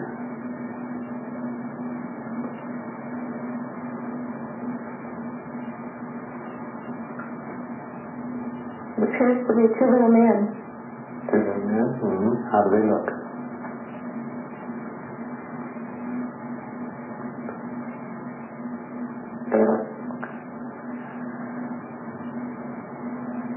Their hands look funny. They have long claw nails, like. They have very large eyes. They're very hypnotic. Like, they're so big that, and they don't blink. Their eyes do not blink. It's almost like a snake. They were very snappy about their movements, and they knew exactly what they were doing, and I felt a little better because for some reason they projected that it was necessary to be done. At one point in the hypnosis session. So anyway, that's an example of that. So, let's see, we're doing on time here. So, in Vedic literature also, we have heavy negative phenomena described. Of course, that shouldn't be surprising to us because that's the basic theme of the Srimad Bhagavatam and the Mahabharata, is that demons were taking over the earth, and so Krishna came to rectify the situation. So the heavy negative aspect is there. Of course, that's what was going on with Duryodhana in that story that I mentioned. So, of course, the ultimate solution to that is to become Krishna conscious, because after all, it was Krishna who resolved the negative situation back then, and it is Krishna who can resolve all negative situations. By the way, many people who discuss this UFO phenomenon are very greatly disturbed by it. Disturbance is the general response of people who are serious about this. Here's what this Dr. Jacobs said, by the way, at the end of his book, He said, I am often asked how I would react if the entire abduction phenomenon should be proved to be the internally generated product of people's imaginations. If there are in reality no abductions and no aliens, and never have been. If that were true, I would weep with joy. I want to be wrong. This is what he writes. So, it looks like a pretty bleak picture when people investigate these things, and they find that it appears as though some kind of ghoulish entities are playing games with us, and we have no power to do anything about it. That's the impression that many of these researchers have. I'd say that's the predominant mood in many of these conferences in which the serious people discuss this. I'm not talking about the New Age type of presentation. So, ultimately, Krishna consciousness, I would suggest, has the actual answer for that, because the basic message, as I said, is that we're not actually all-powerful. There are powers, intelligent beings and so forth, that we cannot control. That's described in the Vedic literature. But over everything, there's the Supreme Personality of Godhead. And if you become Krishna's devotee, then he takes care of you, and so forth. The basic message of Krishna consciousness. And as I mentioned earlier on, this fellow, Professor Matt at the Harvard Medical School, is also bringing up ideas of, well, maybe the anima mundi has something in mind here that we should learn about, the soul of the world. So, that's the heavy negative side, which could get a great deal heavier. I'll end with another report here. This was from, on the positive side. People have encounters of a positive, more spiritual nature. One of the best attested encounter phenomena of all time practically occurred in Fatima, a little town in Portugal, in 1917. Now, this was a visitation of the Virgin Mary. And one may say, well, that sounds like a Roman Catholic thing. And it was. The people were all Roman Catholics. But the basic story there is that 3 children would, once every month, see the Virgin Mary, or at least a woman that they took to be that, floating in the air, glowing effulgently, in this one little secluded place near the town of Fatima, which is way out in the country in rural Portugal. So this happened on the 13th of the month for several months in a row. And gradually, crowds of people began to assemble there. Only the children could see the lady herself. However, other people saw some rather interesting things. For example, this one man, Monsignor J. Quaresma, he said, "To my surprise, I see clearly and distinctly a globe of light advancing from east to west, gliding slowly and majestically through the air. Suddenly the globe with its extraordinary light vanished. But near us, a little girl of about 10 continues to cry joyfully, 'I still see it, I still see it.'" So apparently this globe would come, and the Virgin Mary apparently would come out of that. Yeah? What about collective hallucination? You get people in Michigan to see, the Virgin Mary reflected on a farmer's barn. They see a cloud that looks like Jesus. Right. You do that the whole time. Right. So the testimony here gets considerably beyond that. Because what happens, of course, there are many confirming details and so on, but the real punchline of it is that the children, well, the one child, Lucia, asked this Virgin Mary, if that's who it was, "Please do a miracle so that the people can believe." And so she said, "Okay, on the 13th of October, I will perform a miracle." So this was broadcast in advance, so everybody heard about it. That's the prediction. On the 13th of October, there will be a miracle. So 70,000 people showed up for it, it is estimated. These are facts. These are facts. It's well attested. It's in all the newspapers, and all kinds of people have given their personal testimony and so on and so forth that this really happened. 70,000. They estimate. I'm sure they didn't do a head count, but it's some kind of estimate. So it was terrible weather. It was sort of like New Vrindavan, I think. Mud everywhere. It was raining, drizzling. You can imagine 70,000 people churning the mud up out in the fields in the rural area. So anyway, they assembled there. The report is that suddenly what appeared to be the sun appeared in the sky. And for about a 10-minute period, it gave out colors of light of all different colors of the rainbow in sort of square patterns that flashed over the ground and over people and so on. So you look at the people next to you and they were turning now green, now violet, now red, and the whole landscape was lit up like this by this light coming out of what sort of looked like the sun. So this went on for some time. Then it began darting through the sky in zigzags, and finally shooting out these colored lights. Now lots of people gave testimony that they were there and they saw it. And you can say, well, if that's mass hallucination, it's a pretty good one. Not quite like sort of seeing the Mickey Mouse in a cloud and saying, well, I saw Mickey Mouse.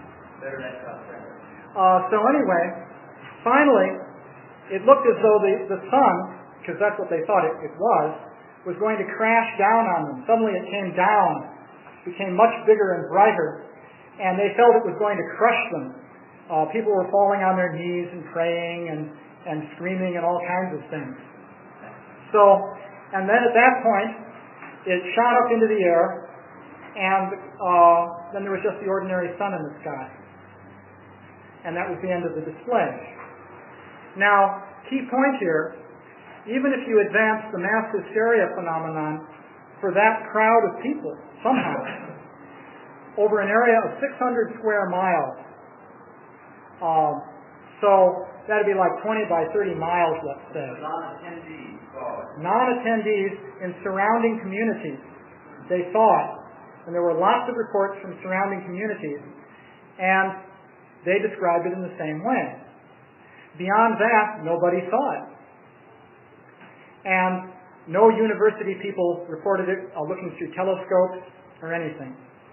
So it seems that it was a local manifestation, but it was seen over quite a broad area in one locality, and lots of people reported it, and it had been predicted in advance. And that was in all the papers and everybody knew. So, interesting phenomenon. That was a more positive thing, though. One thing I wanted to mention is a curious little Vedic parallel there. When this glowing globe would show up that the people saw, they would say that it looked like rose petals would come showering down from the sky, and they would vanish or dissolve just before they hit the ground. So this had a story of flowers falling from the sky, which is a standard Vedic thing, because there's so many reports of flowers from the sky. So I'll just show you one last little item just to finish things off. This shows how a couple of things that were happening back in 1947.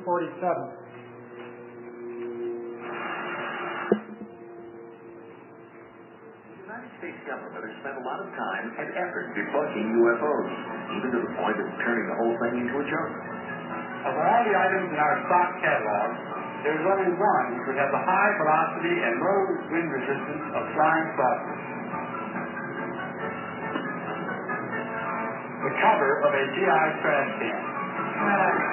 But some military people, like retired Marine Major Donald Keogh, spoke out, accusing the government of hiding what it knows about UFOs.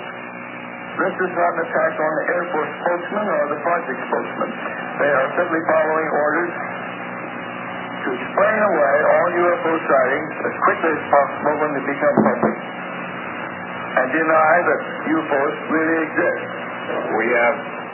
And there was a guy denying it there. That was Secretary Brown of the Air Force. So anyway. One guy was saying yes, Secretary Brown was denying. Pardon me? One guy was referring to Secretary Brown was denying. The fellow who was speaking there, I cut off Secretary Brown. I should have showed you some of what he said. The guy speaking was Major Kehoe. He was a famous personality in the 50s regarding UFOs. He went to the public and argued that the military is covering up the information concerning UFOs and so forth. There was all kinds of controversy going on. I think so. I haven't heard that he died under mysterious circumstances. But that's 6 o'clock. Any comments or questions? Yeah. I saw a book on Christian catalog that had UFO things, and in Christian tradition, Christians of some higher than the entities as well. In Christian tradition? The angels and archangels come down here. Well, yeah. I mean, it depends on what Christians you're talking about. You know, the traditional European Christians had angels and all kinds of things. Devils, so many different things. Yeah, you had?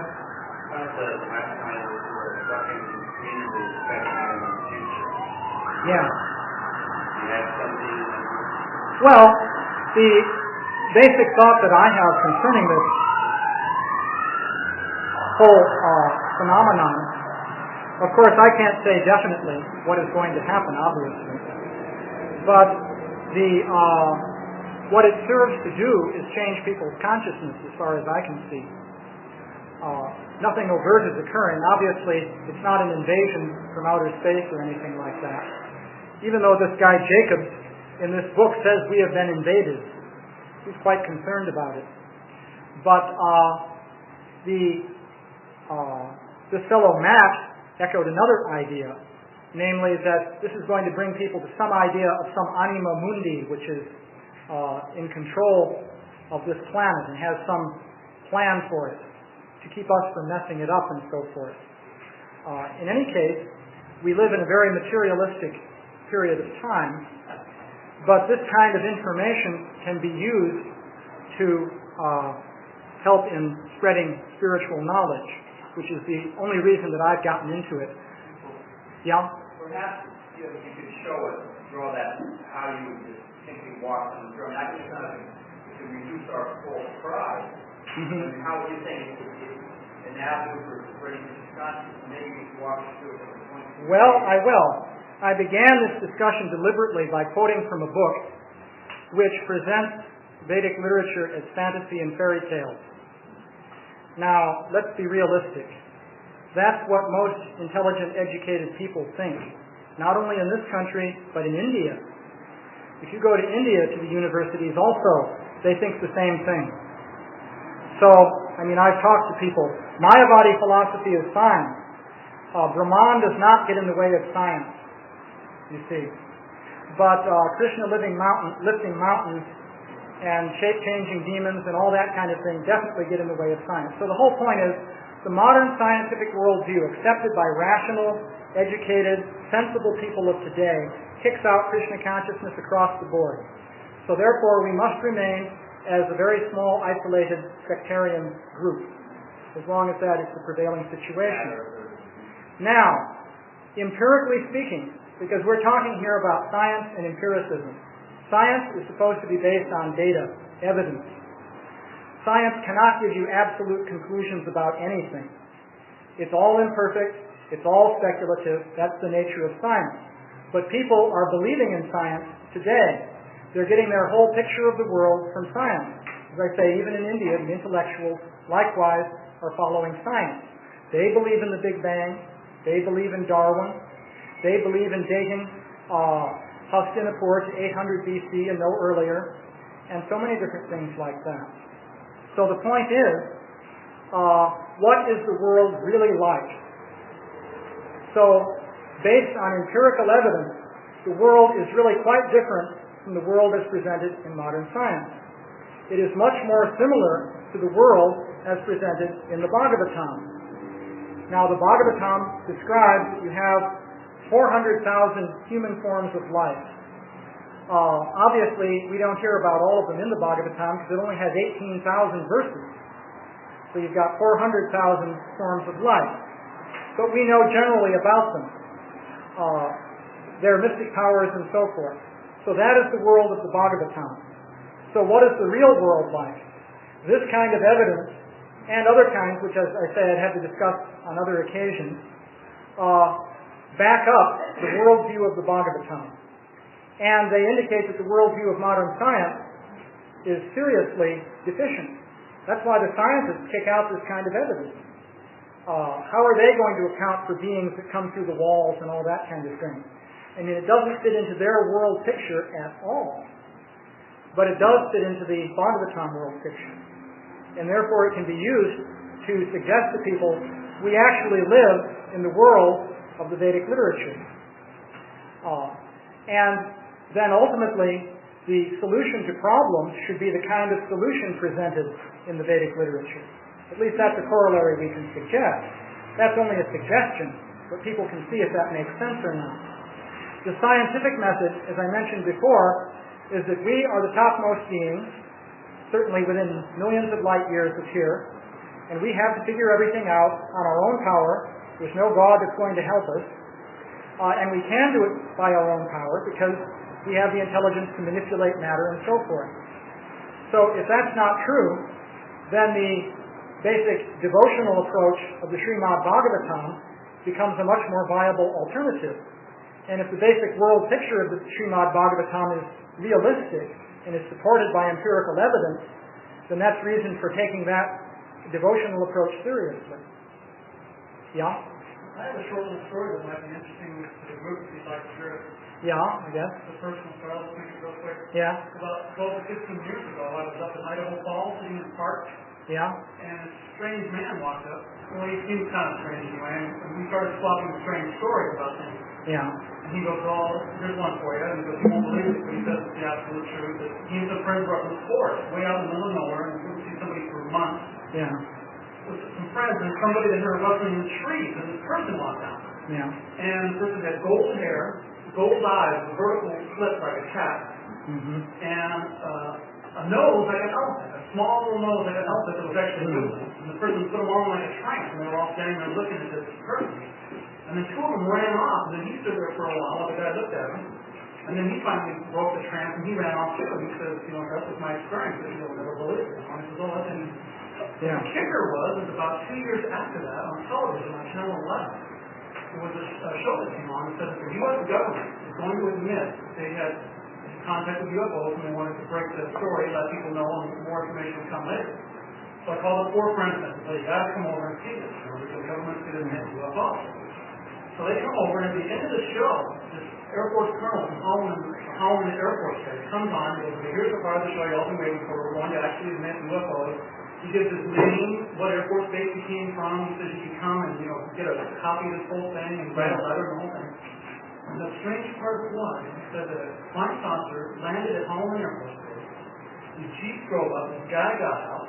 He had gold hair, gold eyes like a vertical slit, and a little nose like an elephant. And my friend started thinking, this is so stupid, a little nose like an elephant. And then I told him the story that this guy told me that he had this experience before that. No, that story's not so stupid because this guy that I've had is completely disconnected from the whole thing on television, seen these people. So the story was, to finish up real quick, the guy said that this is what the aliens told him. They went into a small building, and he said it's right on television about home in Africa, that they were from the planet Uranus, from our solar system, and that they had come to invite us to join the United Federation of Planets. And if they didn't join up real soon, it could be a disastrous result. So I thought that was kind of interesting. Well, that's interesting. I'll tell you, I know a little about the Holloman Air Force Base story. I'm not so sure. Well, that was a different Holloman Air Force Base story. There's another one beside that. Okay, maybe that's... We're talking about the one where they have 60 hours film about the little gray guys. The little gray guys. That was a different Holloman Air... Okay, I'm familiar with that Holloman Air Force Base story. Okay. Anyway, you had a question for some time? Extensive research also about Bali Maharaj airplane in the 8th canto. He had one that disappeared, then appeared, he fought with injured, he got shot down, then Super Chariot brought him back to life, and he performed a sacrifice wherein Chariot was produced. So apparently they can often that this flew him back up to the heavenly planet when he defeated him. So they can actually produce those. Well, in Vedic literature, there are plenty of amazing flying machines. I didn't go over that But there are lots of examples, apart from Salva's vehicle. There's the flying city of Hiranyapura, which was a good one. This is a city flying in outer space, inhabited by the Paloma and Kalakea Danavas.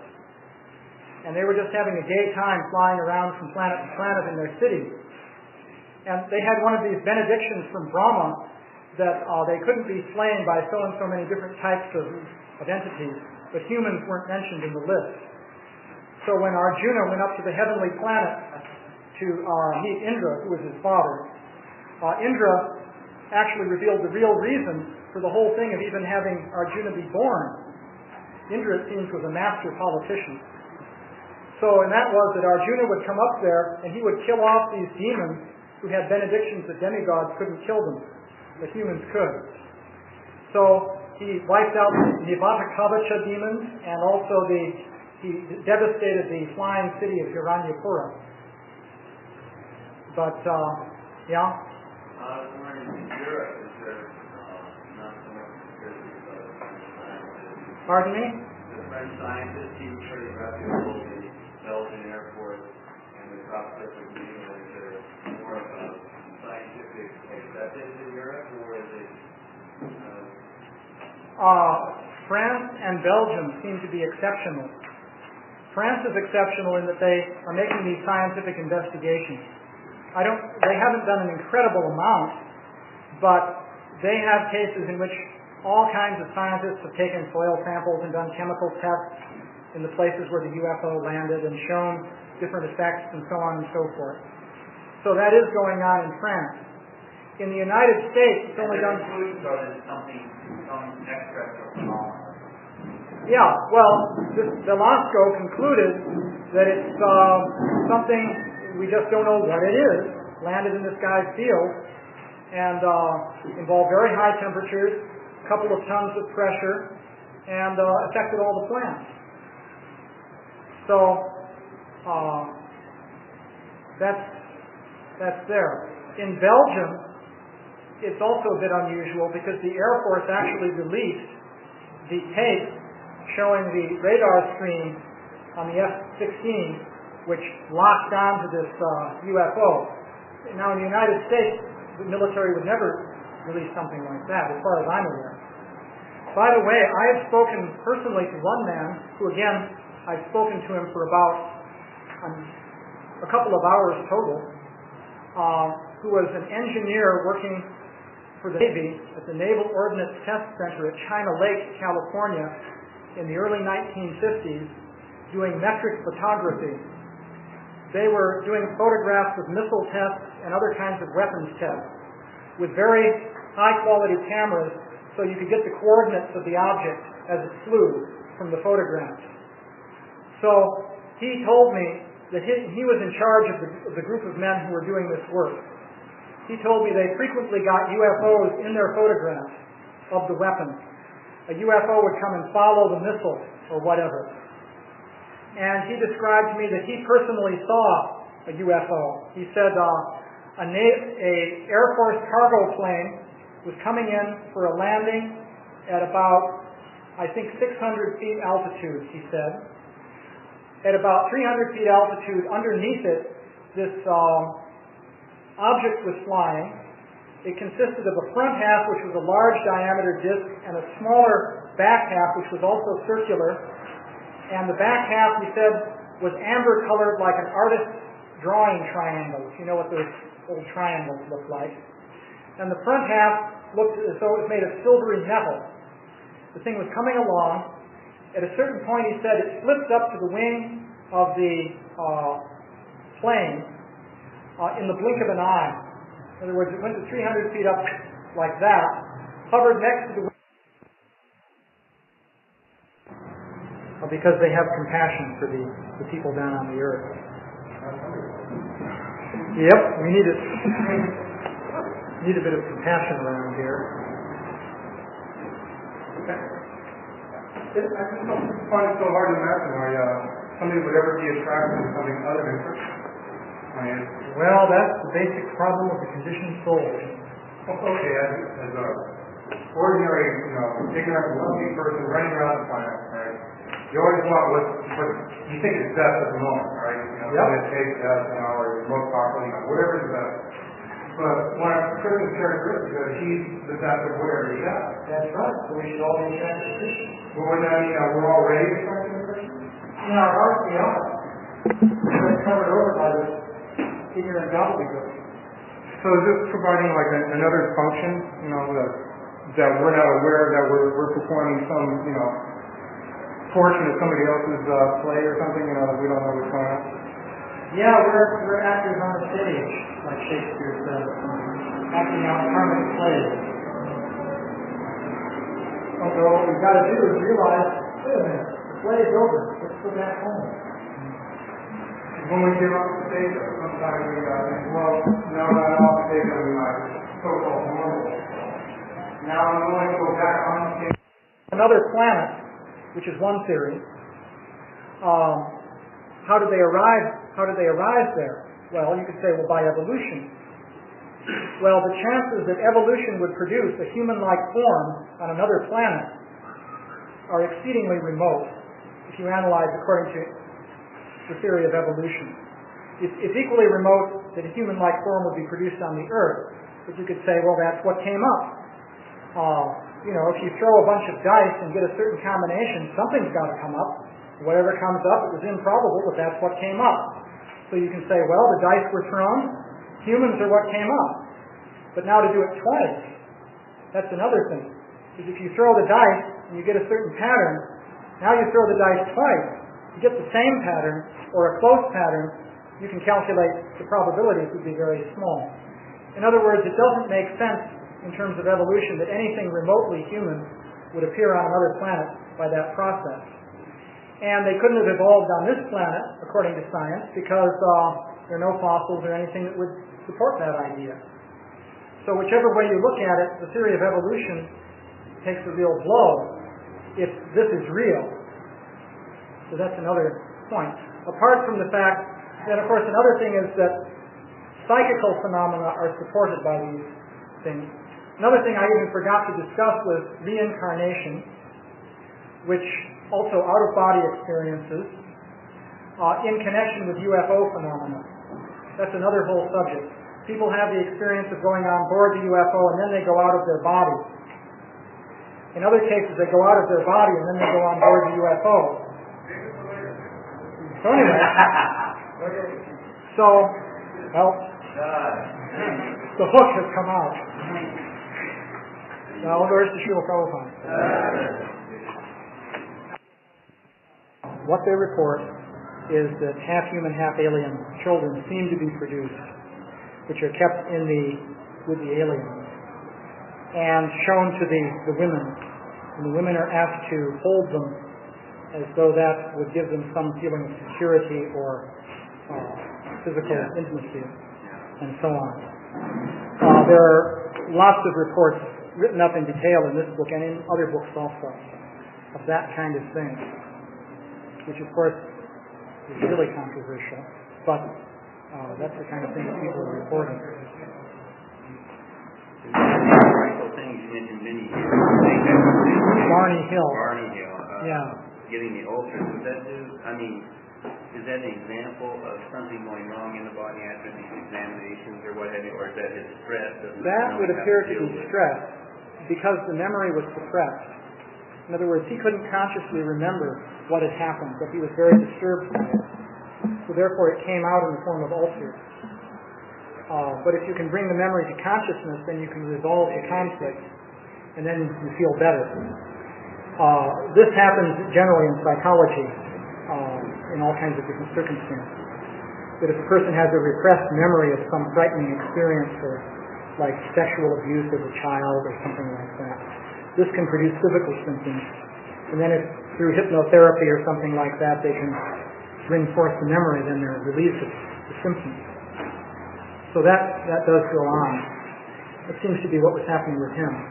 So are there a lot of people who suffer cancer or some kind of malady because of having been examined or what? People sometimes report physical maladies of different kinds. Oddly enough, though, people also report cures. And this is a common sense. happens quite frequently. This guy, for example, claims that his health was improved greatly. He felt very satisfied about the whole experience. How did you describe him? Which guy was this is the guy, the university professor from North Dakota, civil rights worker, that guy. So he thought it was just great. This neighbor had over for yeah, he said, after that I don't get colds and, all kinds of improvements physically, he said. Feels 10 years younger, He's about 55 years old, so he's getting on a bit. Feel like a young man again.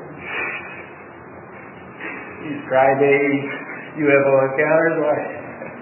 So, of course, now this guy, he'd take a very suspicious viewpoint on that. He'd say either that, they're just setting this guy up in order to make propaganda for themselves. But he takes a suspicious negative viewpoint.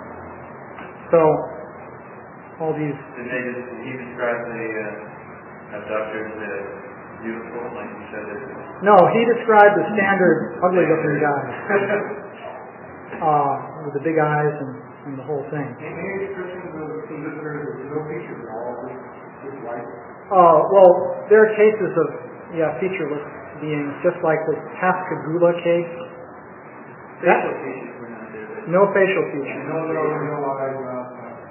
Yeah, they seem to have bodily features entirely covered with, like thick elephant skin. It's a very weird case. Very thick and crinkled. Their main feeling was that they were not even maybe organic. Well, or if they were organic, they were some kind of robotic. Yeah, he felt they were robotic. They didn't move That was an interesting. Well, they never moved. Their legs remained together, and they just moved by floating, levitating. That was. Any descriptions of why some of them act so funny? Perhaps because some of them believe our same experience, that they're really arrived at that state or people have speculated that. I've heard that speculation. I really don't know.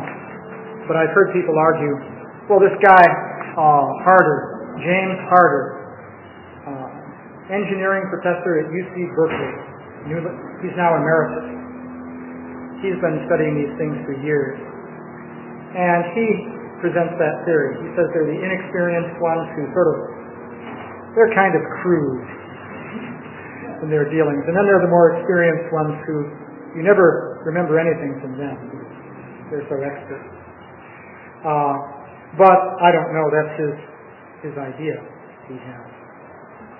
They have theories in terms of if they had abductions of people coming back, people theorize that also there's people disappearing periods.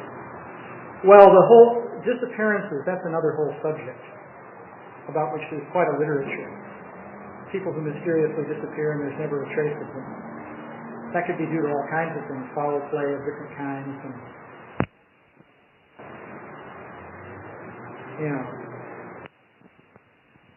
Between flying UFOs and crossovers? Nobody knows.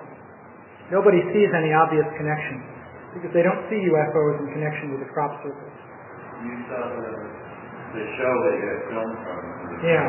That had the crop circle section. Right. You saw that? Yeah. And they had but they had the thing where it got to the ground and they interpreted it as some kind of microwave radiation. Yeah.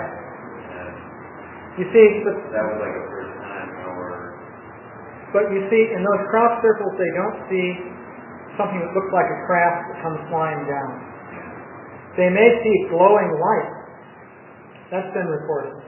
But they don't see what looks like a flying machine. So, now in the case of the cattle mutilations, they do. Now there are lots of reports of UFO-type flying machines in the same areas where the cows are then found to be cut up and all that kind of thing. So there it is reported, but in the case of the crop circles, it's not. Doesn't necessarily mean that they're not in some way connected. They could be. Just Just that explains it. No direct visible connection so far. There's no visible connection tying that with UFOs. But the indication is, one would say, that some kind of intelligence is behind it. You would lean toward a living entity who was made of cell elements. Yeah, I mean, for all I know, well, you see, another whole interesting aspect is, according to Vedic literature, there are other inhabitants of these same countries that we live in. And in Europe, in places like England and Ireland and so on, they were called fairies or the leprechauns and various names. In Scandinavian countries, they were called elves and so on. And the whole idea is that they were the original inhabitants of the country, and they're still living there, even though people are living there. Now that's another whole subject, if you want to get into what happens in Ireland. You can ask some of the devotees from Ireland. But anyway. Mischievous. Yeah, they tend to be mischievous. The Irish story, interestingly enough, is that these beings called the Tuatha De Danann were the original inhabitants of the country. And people later moved in. The Tuatha De Danann are still there. And that means the descendants of Donna. Donna is the same as Bridget. That was a god of the Irish. And that was incorporated into Roman Catholicism as St. Bridget. And right down here on Mission Boulevard, I happen to notice there's a church to St. Bridget. So Bridget still lives on. But anyway, Donna was a goddess of the Irish. Interestingly enough, Danu is a goddess described in the Bhagavatam. And the Danavas are the descendants of Danu. I don't know if there's any connection. But supposedly the Tuatha De Danann are still there. And so, who knows? But there are all kinds of stories. That's another whole category. My European question was, I would like to mention this idea that kind of a changing worldview used to the Vedic picture. Yeah. Is that changing worldview more in Europe, in Europe, America, or what you find in Europe is, first of all, the same kinds of things are reported, abductions and all this sort of thing. A lot of European intellectuals take the point of view of explaining away the whole thing psychologically. That's fairly prominent in Europe. A lot of people in America who study the UFO question think they must be extraterrestrials, beings from other planets. In Europe, the tendency more is to think, well, it must be some kind of psychological manifestation, maybe with a paranormal component to it. But then there are people in Europe who study it very scientifically. However, to my knowledge, they don't get involved with the entities, because that's too weird. They're just concerned with the ground traces and the radar tracking and all this kind of thing. But apart from that, there are all kinds of close encounters and abductions and so on in Europe. What's more so in America? I don't know if it's more so. I guess again what I'm getting at is like one of these books is more popular in Europe or would be more popular in America. I think it varies depending on the publicity situation at any given time. Because right now in America, for some reason, the conspiracy theorists who really go to town on this one too, there's been a huge amount of publicity concerning UFOs. And also all these books have come out recently like that one. So it's been given a lot of emphasis now in the United States. I don't think that's there so much in Europe. You see, Whitley Strieber came out with his book, and even though that's just one man's story, that's all it is, it's not even supported by any corroborating evidence, it had a huge impact, sold a vast number of copies, it was on bestseller lists for months. And that became such a phenomenon that, in fact, this guy wrote a book about Whitley Strieber's book. But he did get a little bit involved. They started seeing helicopters. Well, they went after him. Yep. He woke up with the famous nosebleed phenomenon. Yeah, all this kind of thing. That's another whole topic. But anyway, yeah, things started happening with him, it appears. But I mean, he did go and stay overnight in Whitney Strider's cabin, right? That sort of asking for it. Yeah.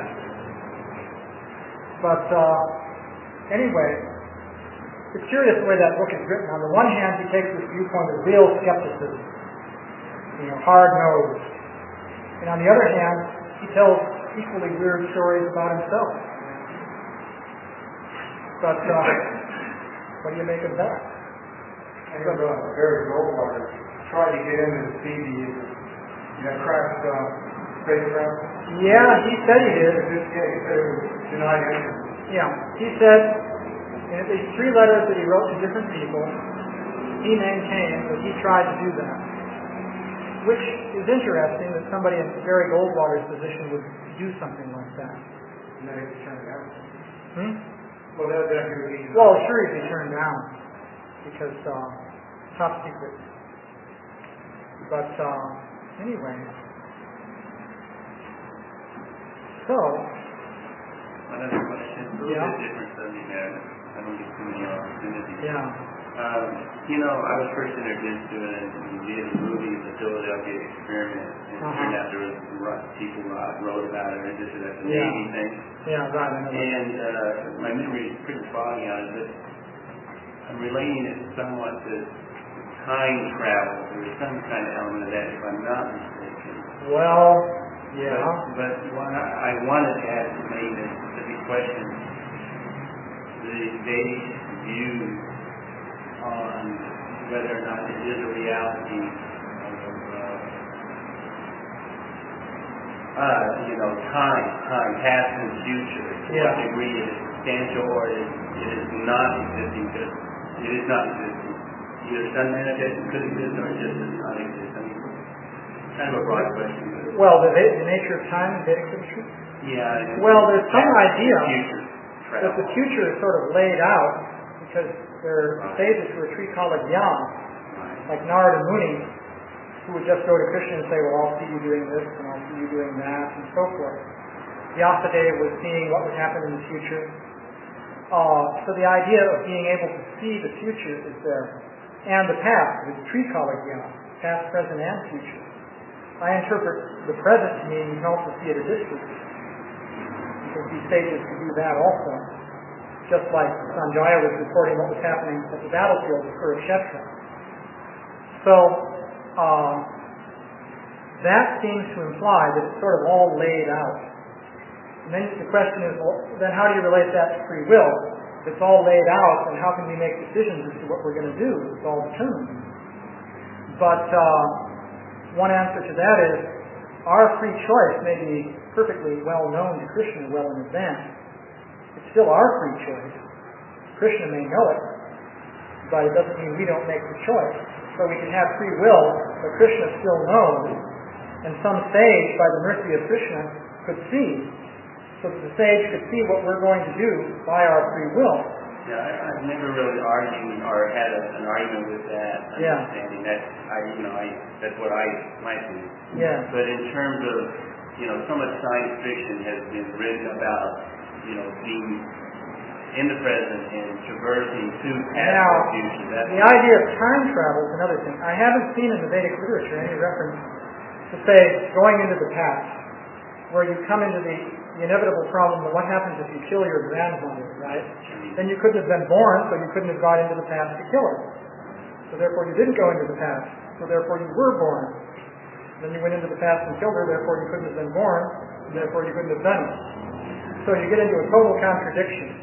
Yeah, I've always linked the kids and I'm curious. Yeah. Now, that Philadelphia experiment thing, if you want to delve into far out Yemen, and I saw a videotape in which this fellow, whose name I forget, gave this testimony which was about the weirdest thing I've ever heard, about time travel. I don't know if the whole thing is totally wacko or what. I'd like to see some confirming evidence in which somebody else tells a similar story. But he told some far-out time travel story involved this the Philadelphia experiment. Very so was it similar to the movie where they zapped a ship into the future? Well, somehow he got zapped into the future. I mean, he was back in the 1940s or so, and he got zapped into the 1980s. But just to figure out what happened when, because of course everything was out of order in time then, was really difficult. So, since that was an isolated piece of testimony, and I've never run across anything else like it, I don't know what to make of that. The ship disappeared, but that was... And I don't know if the ship disappeared or not. But they say the general overview of it, we tend to just be skeptical because our philosophy does not give explanations about time travel per se. Well, number one, our philosophy doesn't mention it to my knowledge. I've not run across a case in Vedic literature where somebody goes into the past. Number two, there are those paradoxes. You go back and kill your grandmother, so then what happens? Logic tends to indicate that there's a problem with going into the past. What about the fact that you might appear in the past? Is that in itself a paradox? Well, you see, as far as I'm aware, Krishna, when he appears, I mean, he appears at all times, all at once, and he's aware of past, present, and future, and the whole thing all at once. So it's no travel. So for him, it's not a matter of travel. He's already there. He's in the future, he's in the past, he's in the present. He's everywhere at once, all at one moment, like that. Living entity has to be considered in one place. Well, living entity can be in... We're keeping in the context of time. Right. In terms of places, you can be in more than one place at a time. Narada Muni has been known to do that. So, in one sense, maybe you could be in two times at once, in terms of the order of your experience, but I don't know. In terms of the order of your experience? Well, we are in two times in the sense that we were here in, say, 1957 and we're here now. But the point is, the us of now remembers the us of 1957 and not the other way around. Whereas if the us of 1957 remembered the us of 1992, that would be an unusual situation. The thing is, people have precognitive experiences where they see things that will happen in the future, like that whole thing of the sinking of the Titanic, fairly well documented. All kinds of people foresaw that the ship would sink and they canceled their reservations and things like that. And I'd really like to check it out. I haven't personally checked to see if it's really true, but I have read that a novel was written about a book called, not exactly the Titanic, I think the Titan or something like that. There's a book about a ship that was supposedly unsinkable called the Titan, I think it's something like that, about the same size as the Titanic. It also had the problem that there were too few lifeboats because the people were overconfident, they thought it couldn't sink, and sure enough it went out and on its maiden voyage it sank. This was a novel written before the Titanic was built. That's happened on a number of occasions recently. Some woman who was a history writer wrote a novel, and the actual thing occurred years later. Same exact name, almost the same circumstances where she was shot. But there's some kind of connection. She wrote the same text. Yeah. Well, that'd be an interesting one to look into. But another point regarding this kind of thing is that if there are a lot of accounts of the same type of thing, then you begin to think that there's more credibility to it. If there's just one, then it's hard to tell. So in the case of this testimony regarding the Philadelphia experiment, it's sort of a unique case. I don't know of anything else comparable to it. But you see, the thing about this UFO abduction business is now there are hundreds of cases, which are practically stereotyped in their similarity to one another, which is quite curious.